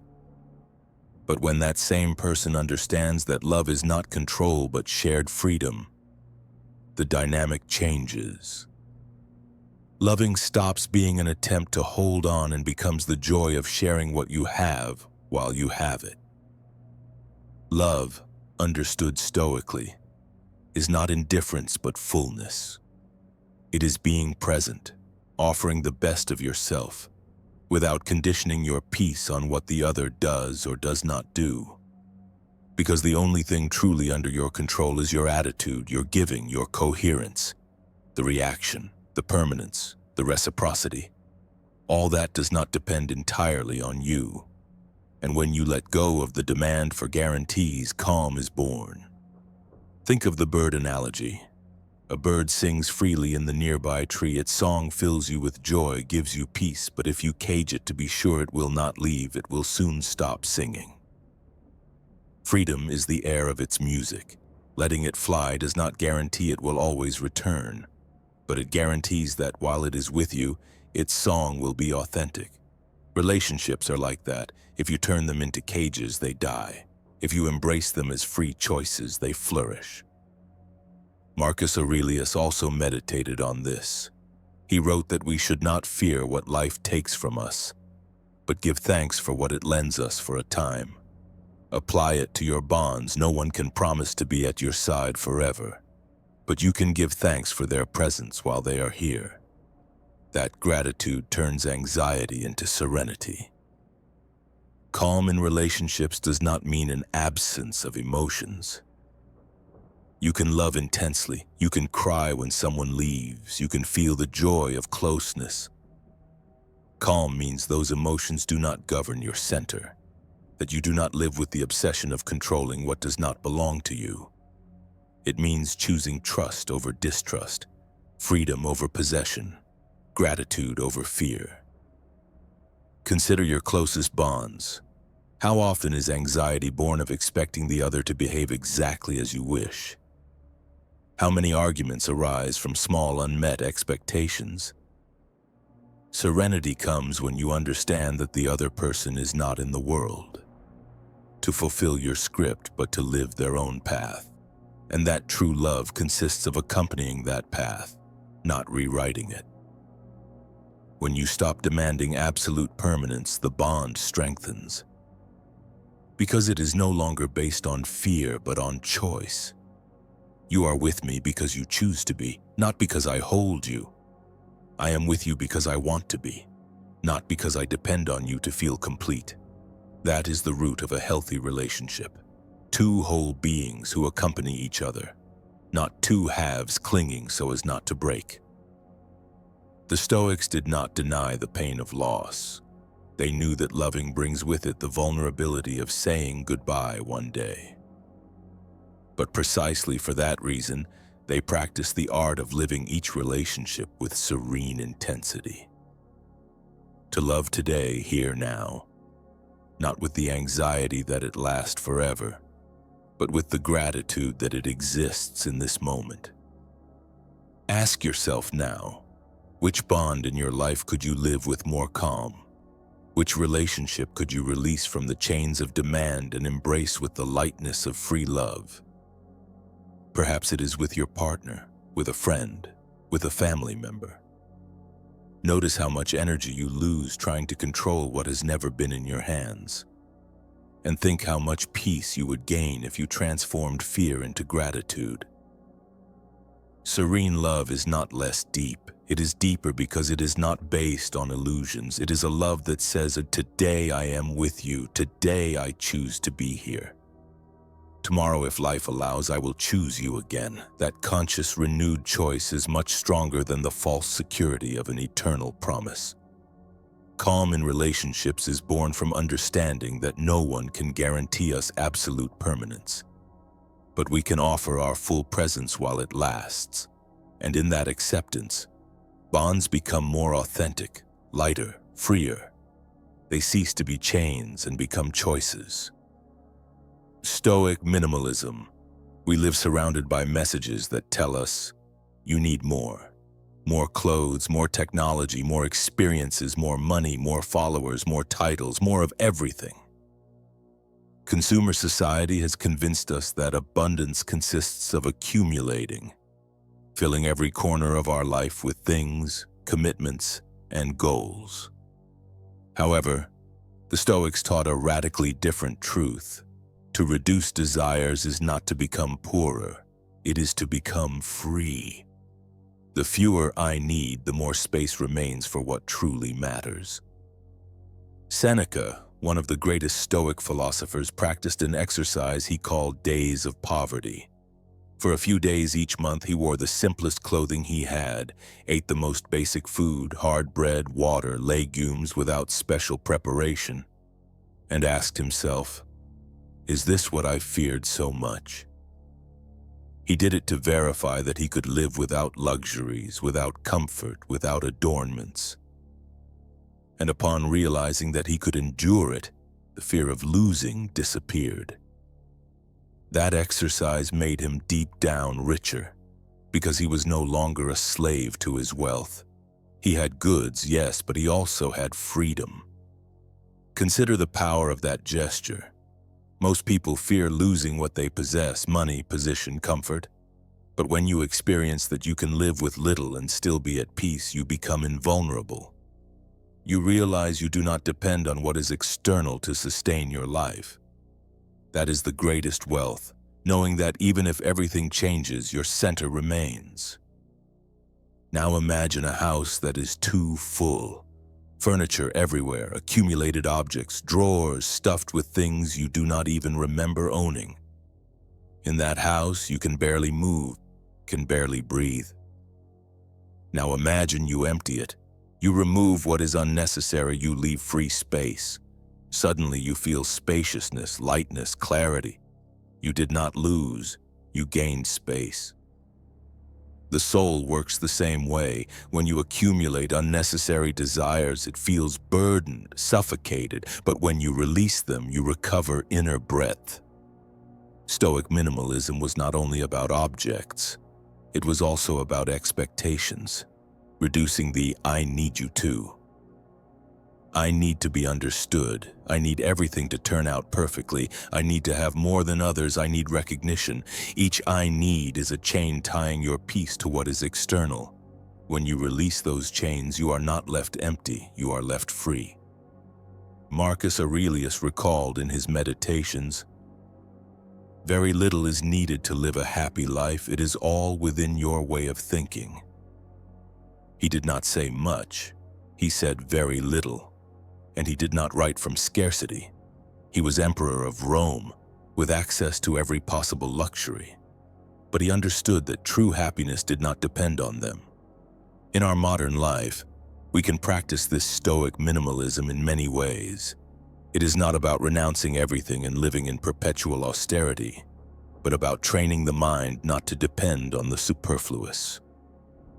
For example, devote one day a week to using only what is essential. Wear the simplest clothing, eat the most basic food, disconnect from the digital. Practice gratitude for what you already have instead of obsessing over what is missing. Ask yourself before each purchase or desire, do I truly need this, or is it just an impulse? Reduce comparisons with others, because every time you look at what someone else has and feel you should match it, you chain yourself to a desire that is not yours. Stoic minimalism also applies to time. How often do we fill our calendars with unnecessary commitments, valueless meetings, activities that drain us more than they nourish us? We say we have no time, but the truth is that we have given it away to the trivial. Practicing this minimalism means prioritizing what is essential. The people you love, your health, your inner peace, your purpose. Deep down, reducing desires is a way to manifest abundance, because when you are not obsessed with what is lacking, you can fully enjoy what is already here. You discover that life already offers you much more than you imagined. You were simply too distracted looking outward.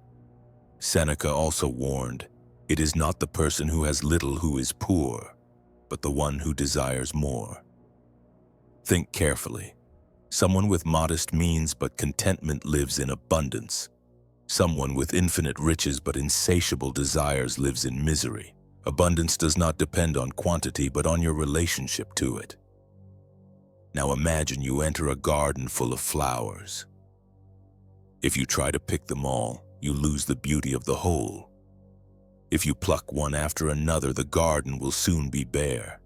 But if you simply walk, contemplate, breathe the fragrance, and give thanks for the view, the garden fills you without the need to possess it.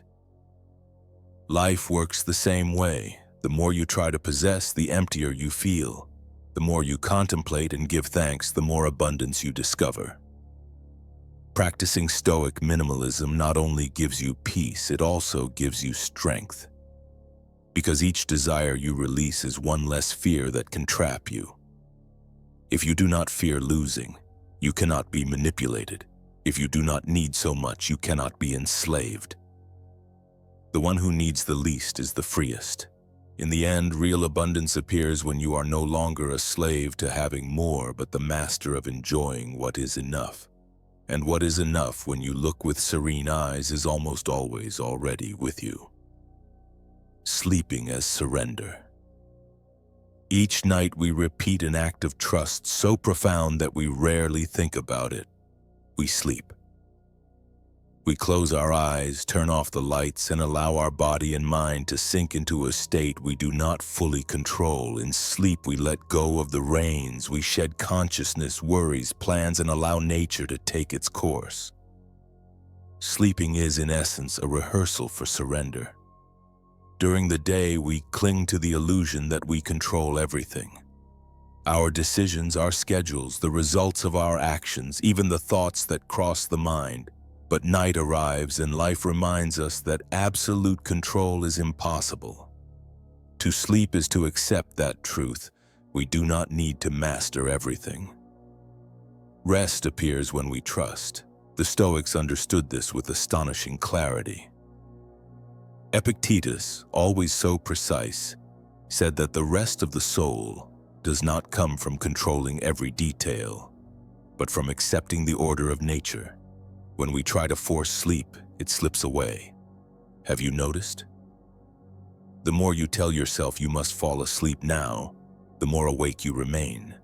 But when you stop fighting and allow the breath to keep its pace, sleep comes like a kindly visitor. Life works in the same way. What we most desire often arrives when we stop chasing it with anxiety and receive it calmly. Sleep then becomes a powerful metaphor for our relationship with the world. Wakefulness tests us with decisions, obstacles, tensions. But the night reminds us that we can always let go, that there is a moment to rest, to allow the universe to hold what is no longer in our hands. Sleep, like life, requires trust. Imagine for a moment that your mind is a dry leaf gently detaching from a tree. The breeze rocks it, makes it descend unhurriedly until it comes to rest on the surface of a river. There the water holds it. The leaf does not sink, does not struggle to stay afloat. It simply lets itself be carried. The current guides it, transports it. That leaf is your mind tonight. You do not need to row, you do not need to control the channel. It is enough to allow the current to carry you. Sleep is like that, inevitable as the night that covers the earth. It does not depend on your effort. It does not depend on an iron will. It always arrives sooner or later. Resisting brings only fatigue. Surrendering, on the other hand, brings rest.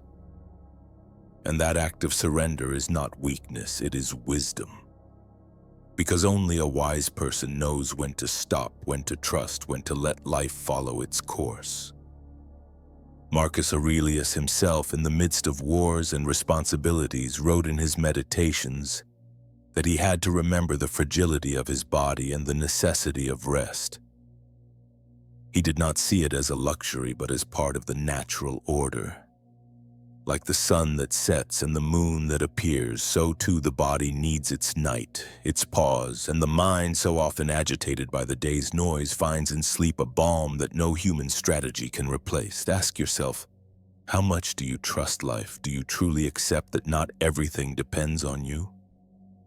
Sleep is the daily test of that trust. While you rest, the world keeps turning, the heart keeps beating, the breath continues without your having to command anything. There is a greater intelligence that sustains everything, even in your conscious absence. Remembering this brings peace. Do this simple exercise now. Close your eyes and take a slow breath. Feel how the air enters through your nose, expands in your chest, and leaves gently. Once more, inhale calmly and exhale without hurry. Now imagine that every thought that weighs on you is like a stone in your backpack. Each time you exhale, you drop one of those stones. Little by little, the burden grows lighter.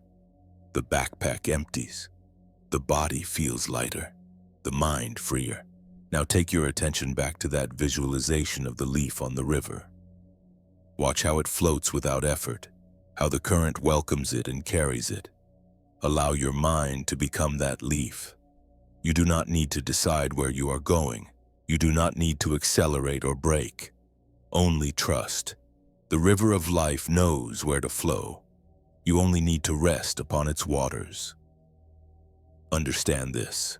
Resting is not wasting time. In a society that glorifies constant productivity, we have been led to believe that stopping is squandering.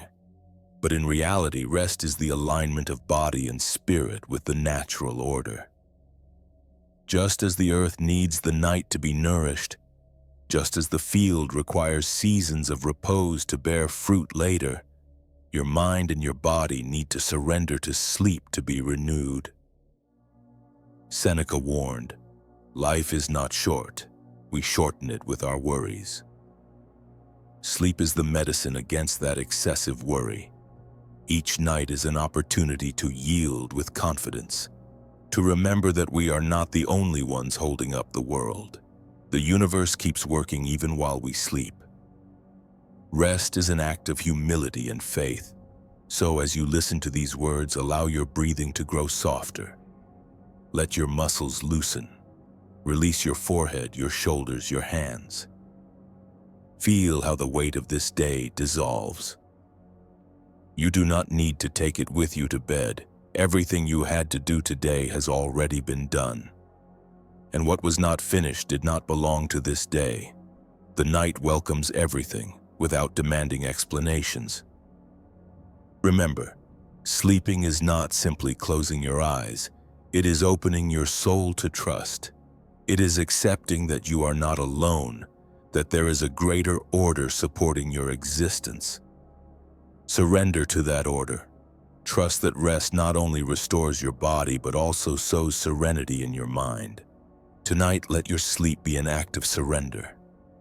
Do not struggle, do not resist. Allow yourself to float like the leaf on the river, confident that the current knows where to go, and when dawn comes, you will discover that life goes on down and dawn. Fresh, renewed, ready to be lived with more calm, more strength, and more gratitude. True wealth. We live in a society that measures wealth from the outside. Possessions, money, titles, visible achievements. From childhood, we are taught that having more equals being worth more. We are told that abundance is built by accumulating and that happiness is found in the next purchase, the next promotion, the next goal reached. But what happens when we arrive at that place and still feel empty? What happens when everything external is present but the mind remains uneasy? For the Stoics, true wealth was never found in the material. Seneca, Epictetus, Marcus Aurelius all agreed that what we call fortune is volatile, and that depending on it is building on sand. Marcus Aurelius summed it up clearly. Wealth consists in having few desires. A simple phrase, but one that contains a revolution. It is not about how much you have, but about how much you need. Let us think of two people. The first possesses large sums of money, travels frequently, wears expensive clothes, but wakes every day with anxiety. Fear of losing what they have, fear that others will surpass them, fear that their image will not be enough. They live surrounded by external abundance, but their mind is a battlefield. In contrast, another person lives with the essentials: a modest home, a simple table, health sufficient to work and rest. This person practices daily gratitude, cherishes each meal as a gift, each conversation as a richness, each silence as a rest. Which of the two is truly rich? The first accumulates but does not enjoy. The second possesses little but savors each moment. Material wealth is uncertain. Today it may be here, tomorrow not.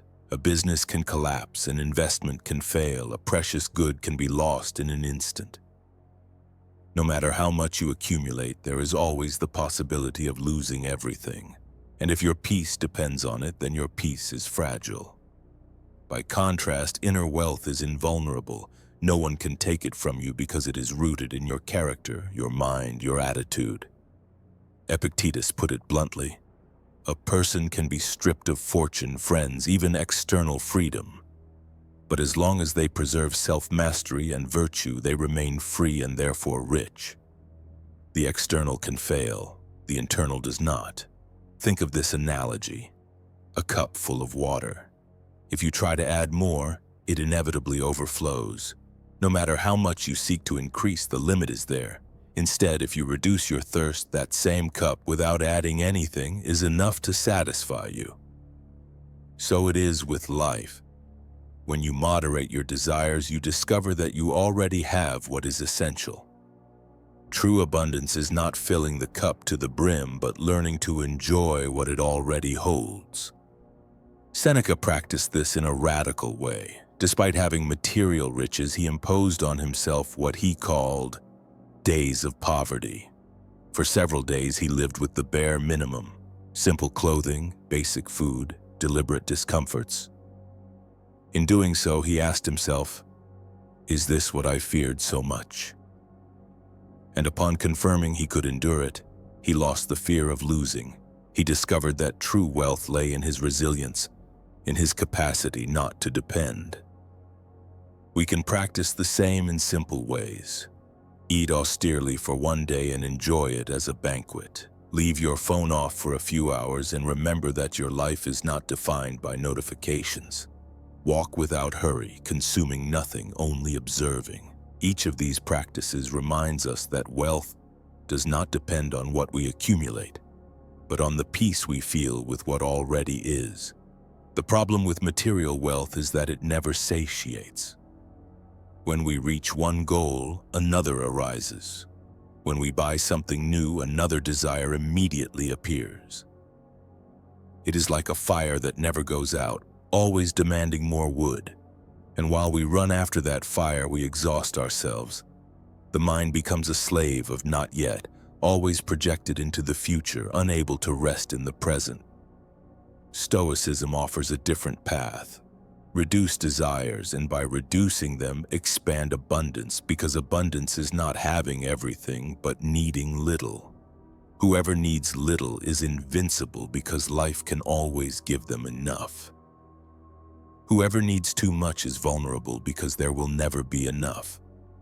Think of an instant in your life when, without anything extraordinary, you felt complete. Perhaps an afternoon of laughter with friends, a simple meal shared, a walk outdoors. Those moments do not require luxuries. They require presence. They are moments of true wealth, because what matters is not the outer adornments, but the inner calm with which you live them. True wealth, then, is not measured in bank accounts, but in the serenity you keep even when the external fails. You can lose possessions, but if you do not lose your calm, you remain abundant. You can lose an opportunity, but if you maintain your virtue, you remain strong. You can face uncertainty, but if you cultivate gratitude, you remain whole. Inner wealth is invulnerable. No one can steal your capacity to give thanks, your temperance in difficulty, your fortitude in the midst of the storm. That is the wealth that remains even in poverty, that illuminates even in darkness, that accompanies even in solitude. So tonight, as you reflect, ask yourself, how am I measuring my wealth? by what I accumulate or by what I enjoy, by what I show the world or by the peace I feel in silence. Remember the words of Marcus Aurelius: wealth consists in having few desires. If you reduce your demands, if you learn to find fullness in the simple, you will discover that you have always been rich. Close your eyes and think of 3 things you already have today that are true riches. Perhaps your health, your capacity to learn, a sincere affection, a beautiful memory, your resilience. Let them shine in your mind like inner treasures.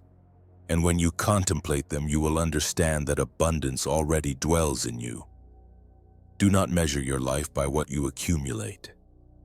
Measure it by the peace you keep even when you have nothing, because there and only there is true wealth.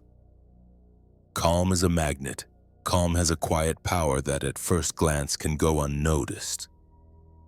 It makes no noise, does not impose, does not need to show off, yet those who know how to cultivate it soon discover that it becomes a magnet. Serenity not only transforms the life of the one who practices it, it also radiates outward. A calm person inspires, guides, and attracts. Not for what they possess or promise, but for what they project.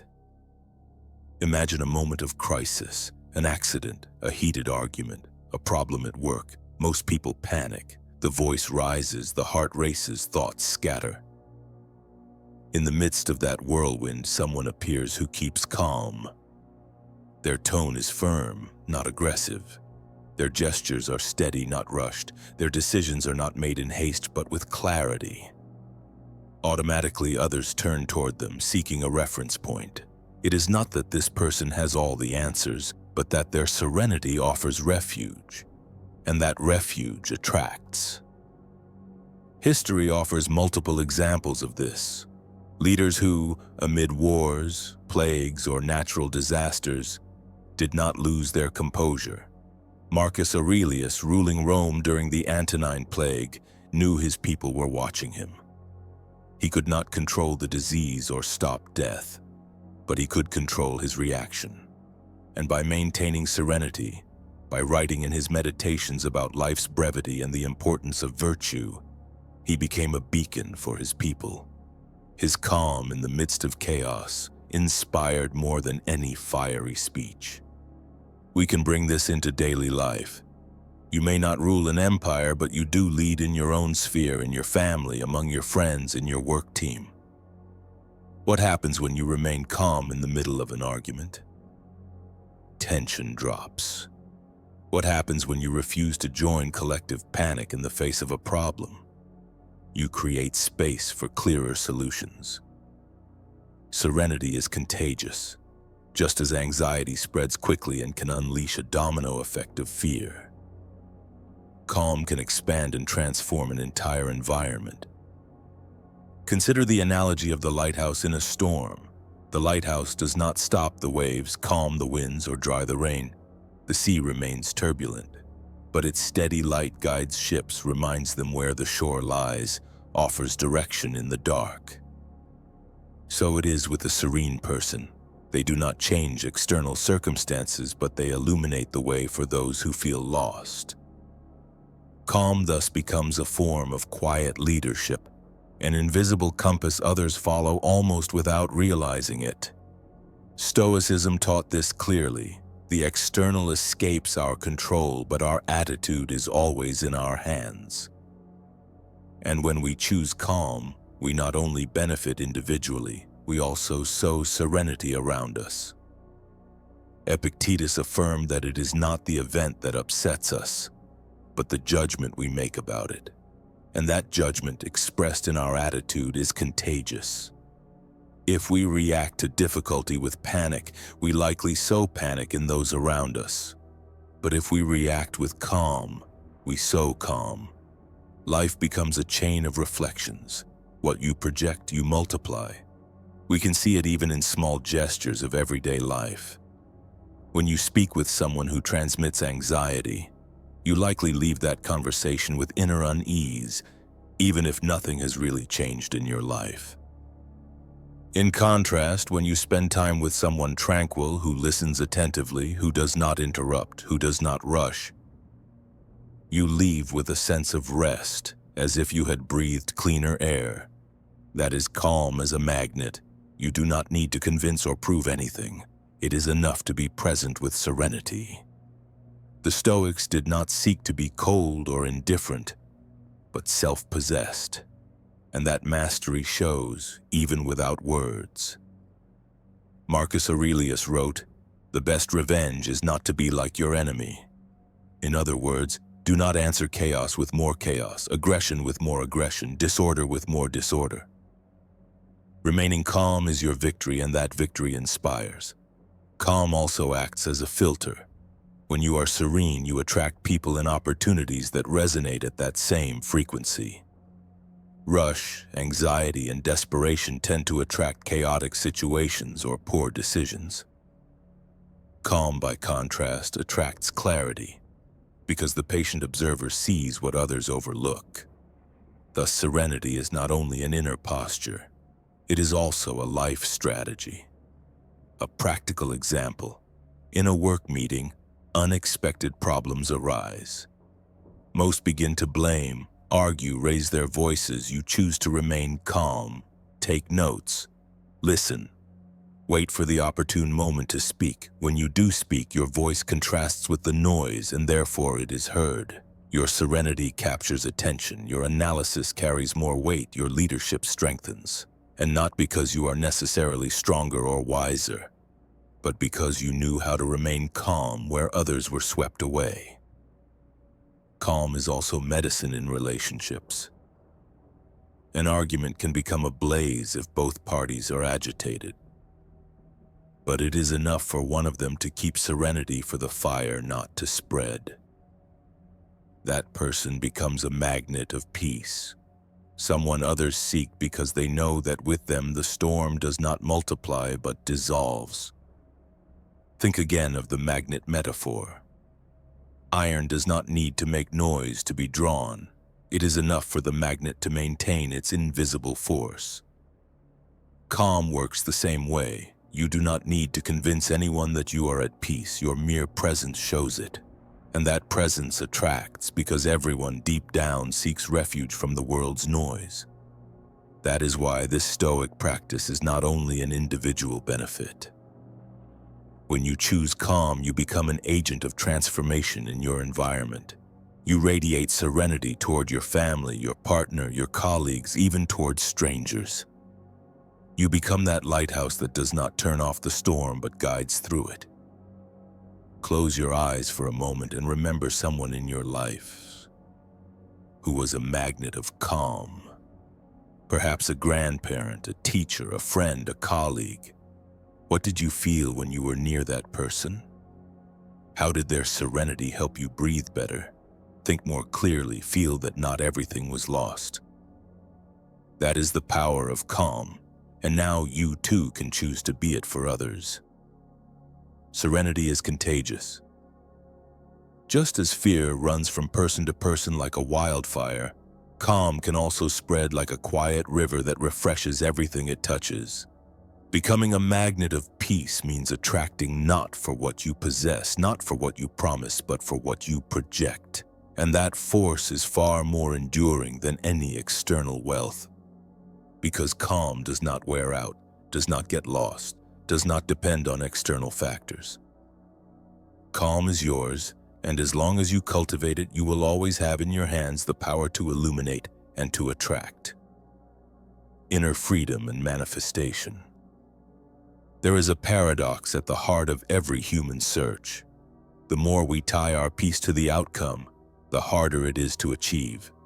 We want to manifest abundance, love, success, health, and we believe our happiness depends on those things arriving quickly and just as we imagine. But the Stoics remind us of something essential. The external was never under our control. Depending on it to be calm is to hand our freedom over to what is uncertain. True manifestation begins when we drop that chain and choose for our serenity not to depend on what has not yet happened. Think of someone seeking a job. If every day they rise obsessed with getting the position that very day, anxiety devours them. They read ads in desperation, send rushed resumes, and in each interview they transmit tension. That anguish, far from bringing them closer to their goal, pushes it away. But if the same person trusts their preparation, shows up calmly, recognizes that their worth does not depend on a single offer, their presence changes. They speak with serenity, listen better, inspire confidence. It is no coincidence that in letting go of anxiety, their chances of success increase. Calm opens doors that desperation closes. Stoicism means, above all, inner freedom. Epictetus repeated it again and again. No one is free if they depend on what they do not control. That sentence contains one of life's deepest keys. The external, wealth, fame, health, others' opinions, the result of our projects may come or not. It may flourish or wither from one day to the next, but your attitude, your mind, your serenity, those are yours. When you hand them over to the external, you become a slave. When you hold them within, you regain power. Stoic manifestation has nothing to do with magic formulas or absolute control of the universe. It has to do with coherence between your interior and your actions. When you act from calm, your mind is ordered, your decisions are wiser, your perception is clearer. You stop begging for results and start sowing solid actions. And those actions, little by little, bear fruit. Serenity is not passivity, it is action without slavery. We can understand it better with an analogy: the archer. The archer can control preparation, posture, breathing, the bow's tension, the moment of release. All that depends on the archer, but the archer cannot control the wind, the vibration of the air, or the small factors that will decide the final trajectory.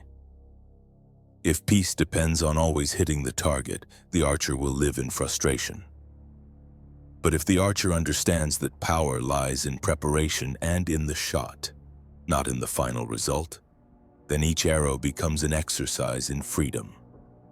The archer's serenity does not guarantee the bullseye, but it does give the best chance of reaching it. So it is with life. We are archers releasing arrows each day, decisions, words, actions. Some will hit the mark, others will veer off. If we tie our peace to the outcome, we will suffer with every miss. But if we focus on acting with virtue, clarity, and calm, we will discover that we are already free no matter where the arrow lands. Marcus Aurelius, in his Meditations, repeated that a person must live in accordance with nature. And to live in accordance with nature means accepting that many things do not depend on us. The seed sprouts when it is time. The sun rises each day without our asking. The rain falls when it must. Calm consists in accepting that greater order, in trusting that your task is to sow, not to control the harvest. When you understand this, you manifest abundance not because you force results, but because you align with life instead of resisting it. Imagine for a moment two attitudes toward the same desire. One anxious person repeats in their mind, "I need this to happen. I need it now. I cannot be at peace until it occurs." Their energy is scarcity, lack, want. The other person says, "I desire this, but my peace does not depend on it. I will do my part, I will trust the process, and meanwhile I will live with gratitude for what I already have." That second, calmer attitude not only feels better, it also opens more possibilities. Anxiety closes the mind. Calm expands it. The true secret is this: you do not attract what you desire with desperation, but what you can sustain with calm. Life always responds better to the one who does not plead with anxiety, but who acts with serenity and is open to what comes. It is not about renouncing your dreams, but about not conditioning your peace on them. You can work toward a goal with all your strength, but if you understand that your worth does not depend on the result, then you are already free, and that inner freedom is the most powerful manifestation that exists. Pause and reflect. What things have you tied to your happiness? A promotion, a relationship, recognition, a figure in your bank account? What would happen if you chose, starting today, for your peace not to depend on them? How would your way of acting change? You would probably discover a new strength, a different magnetism, because nothing attracts more than someone who does not beg but trusts. The Stoics knew this. Calm was not an end, but a means to live in virtue, coherence, and freedom. And that freedom was, for them, the greatest wealth. When you stop subordinating your joy to what happens outside, the world ceases to be a threat and becomes a stage where you can move with ease. You lose fear, and in losing fear, you gain clarity. Now, imagine that life is a river. You can launch your boat and row. You can choose the initial direction, adjust the oars, keep your balance, but you cannot decide the current, the hidden stones, the rhythm of the waters. If you fight the current, you exhaust yourself. If you flow with it, you discover it carries you farther than you imagined. That is manifestation from calm, not forcing the river, but rowing with intelligence, with serenity, trusting that each stretch has its meaning. The conclusion is clear. Inner freedom is not a luxury, it is the foundation of everything. When you are free within, nothing external can steal your peace, and from that peace, everything else, love, work, abundance, opportunities, finds fertile ground in which to grow. Life always responds better to the one who does not plead with anxiety, but who acts with calm and opens to whatever arrives. That is the Stoic teaching. True manifestation does not occur when you obtain what you want, but when you discover that you are already free, already complete, that your peace depends on nothing else. And in that inner freedom, paradoxically, is when life begins to give you more than you ever imagined. The discipline of detachment. When we hear the word discipline, many people think of harshness, repression, a kind of self-imposed prison that limits freedom. Yet for the Stoics, discipline was not a chain, but a path to authentic freedom. It was the daily coherence between what one says one wants and what one actually does. And at this point, detachment becomes the ultimate expression of discipline. Learning to let go of what you do not need so that what truly matters can flourish. Imagine your daily life. You are surrounded by temptations constantly seeking your attention. The phone vibrates every few minutes, demanding that you check it. A notification on social media pushes you to distract yourself. A criticism received triggers the immediate need to respond and defend yourself. An impulsive purchase seems to promise a moment's pleasure. Each of those small currents tries to drag your energy outward. What is the discipline of detachment in this context? It is not forcing yourself or living in bitter austerity. It is stopping, breathing, and calmly choosing what deserves your attention and what you can release. Discipline is not rigidity, it is direction. It is not a wall, it is a lighthouse. Seneca, in his letters, insisted that it is not the person who has little who is poor, but the one who desires much. That phrase reveals that the real problem is not external things, but the internal slavery to them. The discipline of detachment is precisely the ability to train the mind to desire less and consequently live freer. Consider a simple analogy, a gardener. Each morning the gardener rises, looks over the plot, and pulls the weeds, not as punishment or whim. The gardener does it knowing those weeds, if left to grow, will choke what is essential, the plants that feed and bear fruit. Discipline is not an act of repression, it is an act of care. In the same way, practicing detachment does not mean renouncing all pleasure or isolating yourself from the world. It means uprooting, day after day, the weeds of unnecessary desires, useless comparisons, and external anxieties that suffocate serenity. Detachment, like any discipline, is not achieved in a single stroke. It is not a static achievement, it is a daily practice. Just as an athlete strengthens muscles by training every day, detachment strengthens the mind with the constant repetition of small decisions. Decisions like choosing not to argue over a trivial comment, not entering the endless race to prove your worth to others, letting a temptation pass that you know will give only momentary satisfaction. Each time you do it, your mind grows stronger. Each time you choose the essential over the accessory, your character is refined. Marcus Aurelius described it with great clarity. Your mind will take on the color of your thoughts. And if each day you sow thoughts of inner freedom and detachment, little by little that will be your nature. It is not about repressing what you feel, but about training the discernment that allows you to choose what deserves your energy. An everyday example can clarify this. Think of someone who each night compulsively checks their phone looking for new messages, likes, news. At first they think it is just a harmless habit, but over time they notice anxiety, lack of rest, inability to concentrate. When that person decides with discipline to set the phone aside 1 hour before sleeping, they do not live it as punishment but as liberation. They discover they can read, meditate, or simply rest better.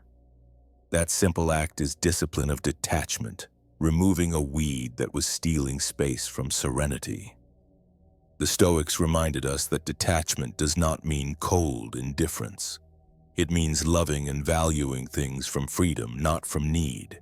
Epictetus, who knew slavery in his own flesh, said, "We should not depend on what we do not control, because at that moment we cease to be free." Detachment is thus training in freedom. It is to look at everything, wealth, relationships, achievements, health, and remember that they are loans from life, valuable but not eternal. And if one day they go, your essence remains intact. It is true that detachment requires effort. It requires discipline. At first, it may feel uncomfortable, like any training. The mind resists, demands its immediate gratification. But each time you choose with awareness instead of reacting on impulse, you strengthen your character. And there comes a moment when that discipline stops feeling like a burden and becomes a second nature. Then you no longer need to struggle so much, because your inner self has learned to let go naturally. Back to the garden analogy. At the beginning, the gardener must work hard. The ground is full of weeds, and each day new ones appear. But with consistency, the garden stays clean and the daily work becomes light. So it is with the mind disciplined in detachment. At the beginning, it is difficult, but with time it becomes natural, and the soul blossoms in serenity. The discipline of detachment also has another face: real abundance. Because when you choose to release the unnecessary, you suddenly discover space for the essential. You discover that you need less to feel whole and that each simple thing acquires more value. A glass of cold water, a sincere conversation, a quiet walk become immense gifts because they are no longer overshadowed by excessive desires. Detachment does not impoverish, it enriches. Close your eyes for a moment and think, what small things could you release today? Perhaps a worry that does not depend on you, perhaps a useless argument, perhaps an exaggerated expectation of yourself. Each time you choose to let go, you do not lose, you gain. You gain calm, space, freedom. The discipline of detachment is the practice of remembering again and again that the only thing that truly belongs to you is your character. Everything else is transitory, and when you live with that awareness, you cease to be a slave to the external and become master of yourself. Ultimately, each time you choose to let go of what you do not need, you take one more step toward real abundance, the freedom not to depend on what lies outside you. That is the discipline of detachment, not a bitter renunciation, but an affirmation of inner power. It is proof that you do not need to accumulate to feel complete, nor control to be at peace. And when you reach that point, you discover the most liberating truth: you already have everything, because you have yourself. Flowing with nature. Marcus Aurelius wrote in his Meditations, "Live in harmony with nature." With those words, he was not speaking of mere walks outdoors or a poetic invitation to contemplate flowers or stars. He spoke of something much deeper. Learning to live in tune with the natural order of the universe. Understanding that just as winter arrives without asking permission and spring blossoms without our intervention, so human life also follows inevitable cycles of beginnings and endings. Resisting those cycles does not stop anything, it only creates suffering. Accepting them, on the other hand, places us in a state of serenity where everything flows. Nature does not apologize for changing. The sun does not ask permission to slip beneath the horizon, nor do the seasons consult whether their arrival suits us. The river does not ask whether it should follow its course. It simply does, with quiet firmness and without resistance. We humans, in contrast, have developed the tendency to fight what is. We want summer to last forever, youth to be eternal, relationships not to change, projects not to end, and when they inevitably change, we feel life has betrayed us. But life never promised permanence. Life promised movement. Imagine a personal project. You poured your heart into it, time, effort, energy, hopes. And one day, earlier than expected, it ends. It might be a job that seemed stable, a relationship that did not prosper, a plan that did not come to fruition. The first reaction is almost always the same: resistance. This should not be happening. I want it to continue. I want it to last longer. And in that inner struggle, more energy is spent than in the process of building what has already ended. But if you look with Stoic eyes, you understand that what finishes is not a defeat. It is part of a natural cycle. Like leaves falling in autumn, their fall is not a tragedy but a renewal. The branch empties so that in spring the new can bud. So too in your life, what ended makes room for what is to come.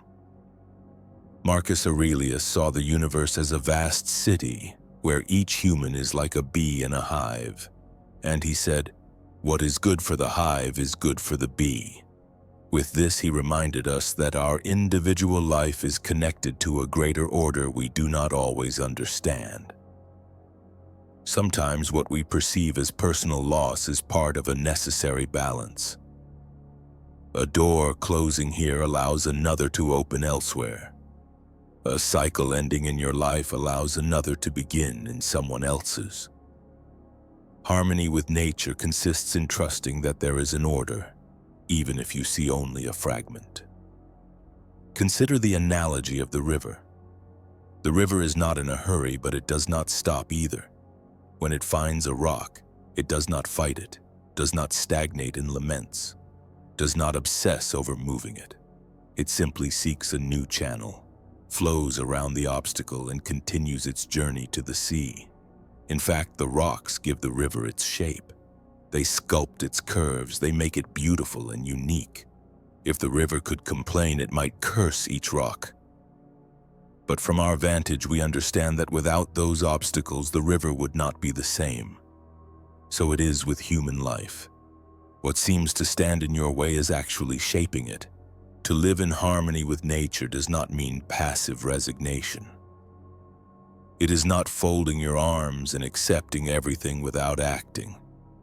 It means understanding clearly what depends on you and what does not.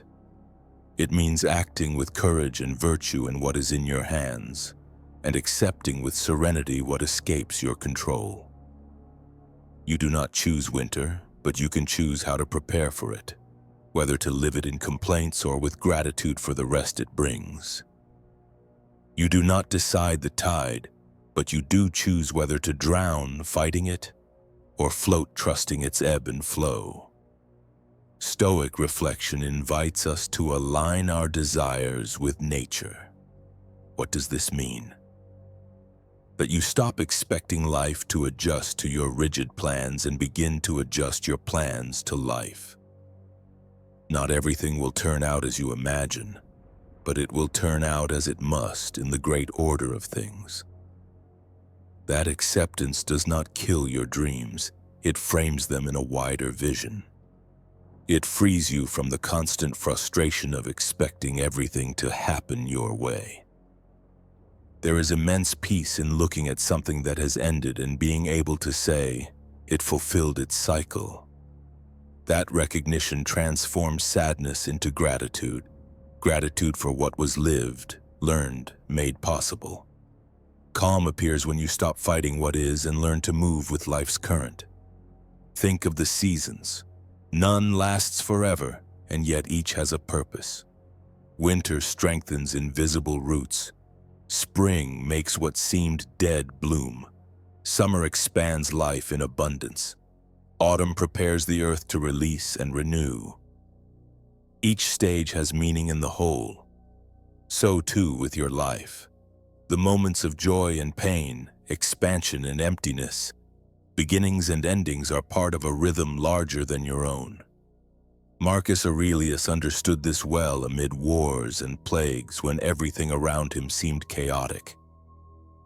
He wrote in his journal reminding himself that what happens, though painful, is still part of nature.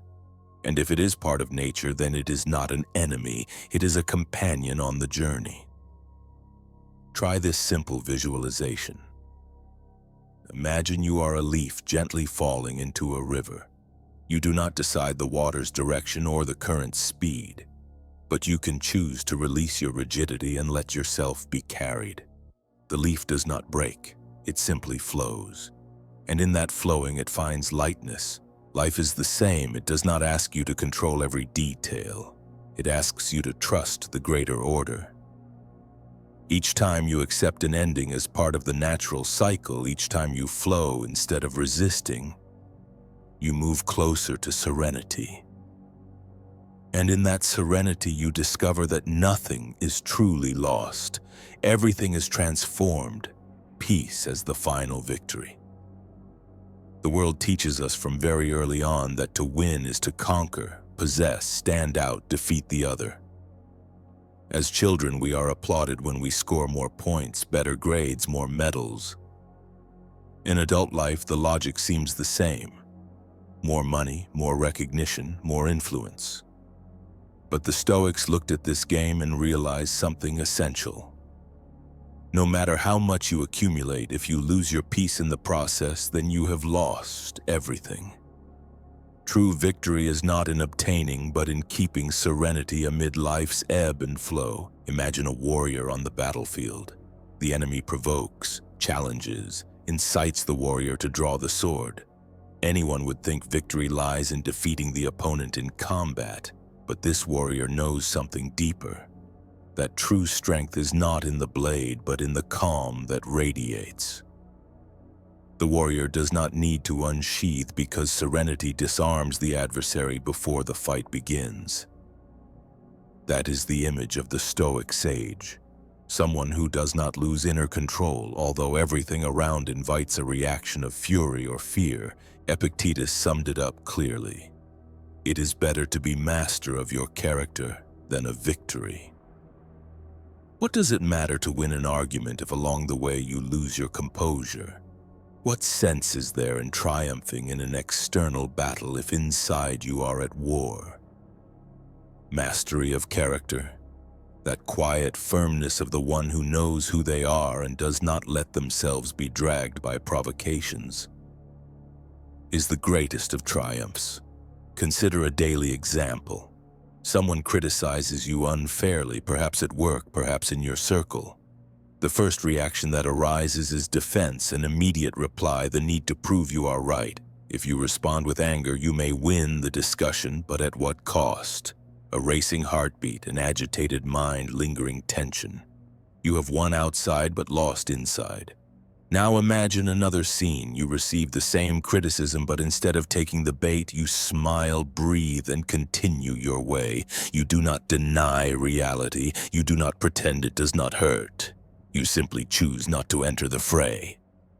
That calm, far from being weakness, is power, because you did not cede your peace to someone else's words. Seneca said that no one can harm you without your consent. What truly harms is not what they say to you, but what you decide to believe about it. Peace is an invisible shield held up by your attitude, and there lies the real victory. Not in convincing the world you are right, but in not allowing the world to snatch your serenity. Peace as victory does not mean isolation or indifference. It means taking part in life fully but without enslaving yourself to the result. You can work with passion, love with devotion, strive with discipline, but always with the certainty that your worth does not depend on winning or losing. External success may or may not arrive, but if you keep your peace, you never leave defeated. One of our age's great traps is the obsession with validation. We want to be right in every argument, to have our point of view recognized, to be applauded and affirmed. But how often does that pursuit end up stealing our energy? You win the argument but leave empty. You convince others but lose calm with yourself. The Stoics remind us that what matters is not what others say, but what happens within you. Your inner peace is more valuable than any applause. Think of it this way: applause lasts a few seconds.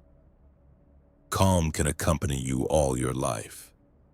The trophy gathers dust. Serenity is fresh every day. External victory depends on factors outside you. Inner peace depends only on your choice. Marcus Aurelius, amid wars and plagues, wrote in his Meditations, reminding himself that greatness did not lie in vanquishing enemies, but in not letting himself be dragged by anger or despair. The most powerful emperor in the world understood that his true power resided in governing his inner self.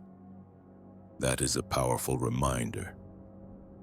You can have all external power and still be a slave to your emotions. Or you can have little, but if you master your character, you are invincible. Peace is not passivity, it is an active force, a discipline that requires practice. It is choosing again and again not to react at the first impulse, but to observe, breathe, and respond from a deeper place.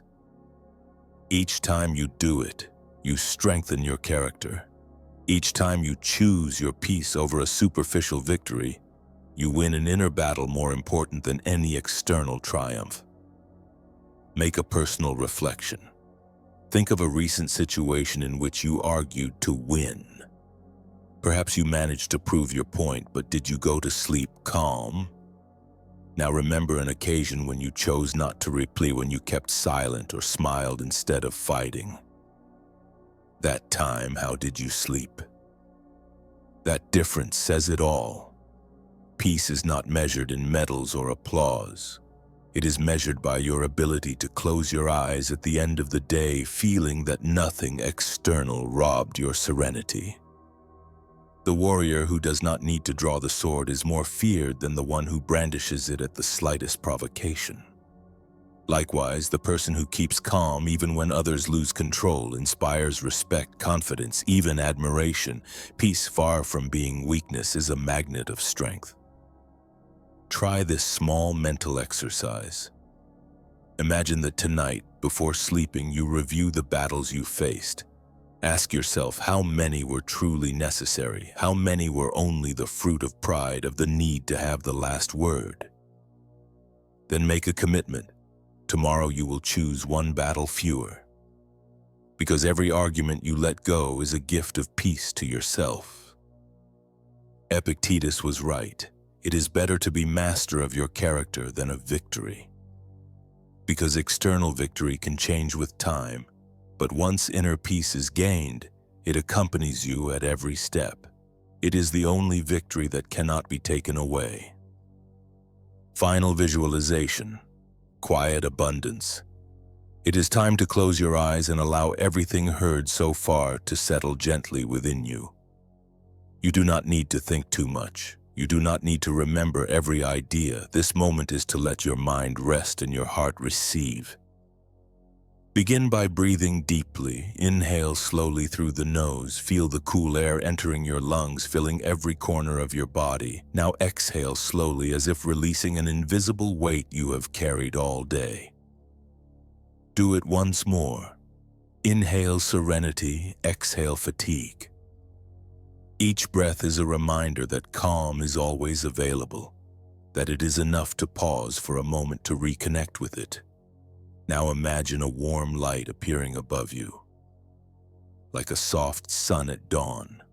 That light descends slowly and envelops your body from the crown of your head to the soles of your feet. Feel it travel across your forehead, relaxing any accumulated tension. Feel it pass down your neck, your shoulders, your arms. With every inch it touches, that light carries away worries, repetitive thoughts, burdens you do not need. It keeps descending. Chest, abdomen, legs, feet. Now your whole body is wrapped in that warmth. It is calm, serenity, refuge. Allow that light to become your inner home. With that sense of protection, visualize your life as a quiet garden. Not a perfect garden, not a rigid place where everything is under control, but a living space, natural, in motion. In front of you are flowers already in bloom, your achievements, your relationships, the moments you can enjoy today. You also see small, tender sprouts just beginning to push through. They represent projects, dreams, desires still in process. You do not force them. You do not pull them up to see if they grow faster. You simply watch them with trust, knowing that nature has its own rhythm. In that garden, nothing is missing. Even what has not yet blossomed is already underway, growing silently beneath the soil. Feel the peace of accepting that everything has its moment. Just as the seed does not bloom in winter, so too your desires are fulfilled when the time is ripe, neither before nor after. Now imagine you are walking through that garden. Observe the colors, listen to the sounds. There may be birds, a small stream may run. Every detail reminds you that life is abundant in its own way, that even the small has its place. Feel beneath your feet the firmness of the ground, the assurance that there is always something supporting you. As you walk, notice what you already have in this instant. Perhaps a cherished memory, a friendship, a lesson learned, even your own capacity to breathe and be here. Recognize that all this is already wealth. You do not need to wait for tomorrow to feel fullness, and at the same time make space for what will come. Look in your garden at some empty areas ready to receive new seeds. There is no anxiety in your heart, no hurry. You trust that at the right moment the new will germinate. Abundance is not about endless accumulation, but about knowing that the essential always arrives in due time. Remember what the Stoics taught. The external may vary, but your attitude is always yours. True abundance is not having more things, but having fewer needs. And the wonderful thing is that you can choose that abundance right now, here, in this moment of stillness. Now imagine you are seated in the middle of that garden, surrounded by what has already bloomed and by what is still growing. Rest your hands softly on your lap, breathe calmly, and repeat mentally, I have enough. I am enough, and what is to come will arrive in its time. Stay with that sentence for a few seconds. Let it become a seed within you, a seed that with each breath strengthens and sends deep roots into your heart. Remember, abundance is not a destination to reach. It is a state of the soul. It is the certainty that what you have is enough, and that what you do not yet have will arrive if it is necessary. Anxiety asks for proof. Calm trusts. Anxiety runs after the future. Calm rests in the present. Remain now with the image of quiet fullness. Your garden is complete, alive, in motion. Your body is light, your mind clear, your heart serene. Feel how sleep begins to approach gently like a cool breeze caressing your face. Before letting yourself be carried into that rest, remember one last thing. You do not attract what you chase with anxiety. You attract what you allow with calm. Your peace is the fertile ground where everything you desire can bloom. Rest. Relax. Sleep with the certainty that life continues its course, that your garden is growing, that abundance is already within you. The warm light continues to envelop you. Each breath carries you deeper into rest. There is no haste, no demand, nothing to prove, only calm, only serenity. Stay with that image as sleep embraces you. You in your garden, surrounded by what has already blossomed and by what is still sprouting. Nothing is missing, everything is in process, and you are already at peace. We have reached the end of this journey. During these 2 hours, we have walked together through Stoic teachings, allowing each word to settle gently within you. It has not been a tour of cold theories or abstract ideas, but an intimate journey, designed for your heart, for your tired mind, for your spirit that longs for rest and clarity. Let us review, without hurry, what we have shared. You learned that anxiety is like trying to catch water with clenched hands. The tighter you squeeze, the more it slips away. You discovered that true manifestation, that abundance you seek, does not arrive by running after it in desperation, but by allowing it to approach when you are calm. You understood the paradox of desire, that it is not bad to desire, but that obsessing over the external chains us, that there are natural and noble desires such as wisdom, virtue, serenity, and desires that make us slaves, fame, approval, control over what does not depend on us. You remembered with the Stoic sages that not everything is in your hands. You can control your attitude, your thoughts, your actions. But you cannot control the ocean's waves, the wind that blows, or the destiny that arrives without asking permission. By focusing on what depends on you, you regain your freedom. We spoke of the power of detachment, of how everything you love is deep down on loan, people, moments, even your own body. And far from being a threat, that truth is liberating, because it allows you to love more freely, without fear, without chains. We also reflected on gratitude, on giving thanks not only for the easy or pleasant, but even for the difficult. Because every experience, even the hardest, brings a hidden lesson. You discovered that gratitude transforms perception. What you appreciate multiplies. We paused over the art of waiting. In a world that runs without rest, you learned that what is truly valuable blossoms with time and patience. Like a tree that takes years to bear fruit, so too your projects and dreams. Hurry only steals serenity. Trust in the natural timing of things opens space for real abundance. We looked at relationships with new eyes. You learned that calm within bonds is born from free love, not possessive love. That no one can guarantee permanence, but we can offer full presence while it lasts. And in that acceptance, relationships grow stronger, lighter, more authentic. The Stoics also taught us to live with less, with the minimalism of the soul. To let go of unnecessary desires, comparisons, excessive expectations. Because each thing you release is space you recover. And in that spaciousness you discover you are already rich, not for having more, but for needing less. We saw that sleep is an act of trust, that each night when you close your eyes, you surrender control and let life take its course. Sleeping is a metaphor for what existence asks of us. Learn to trust.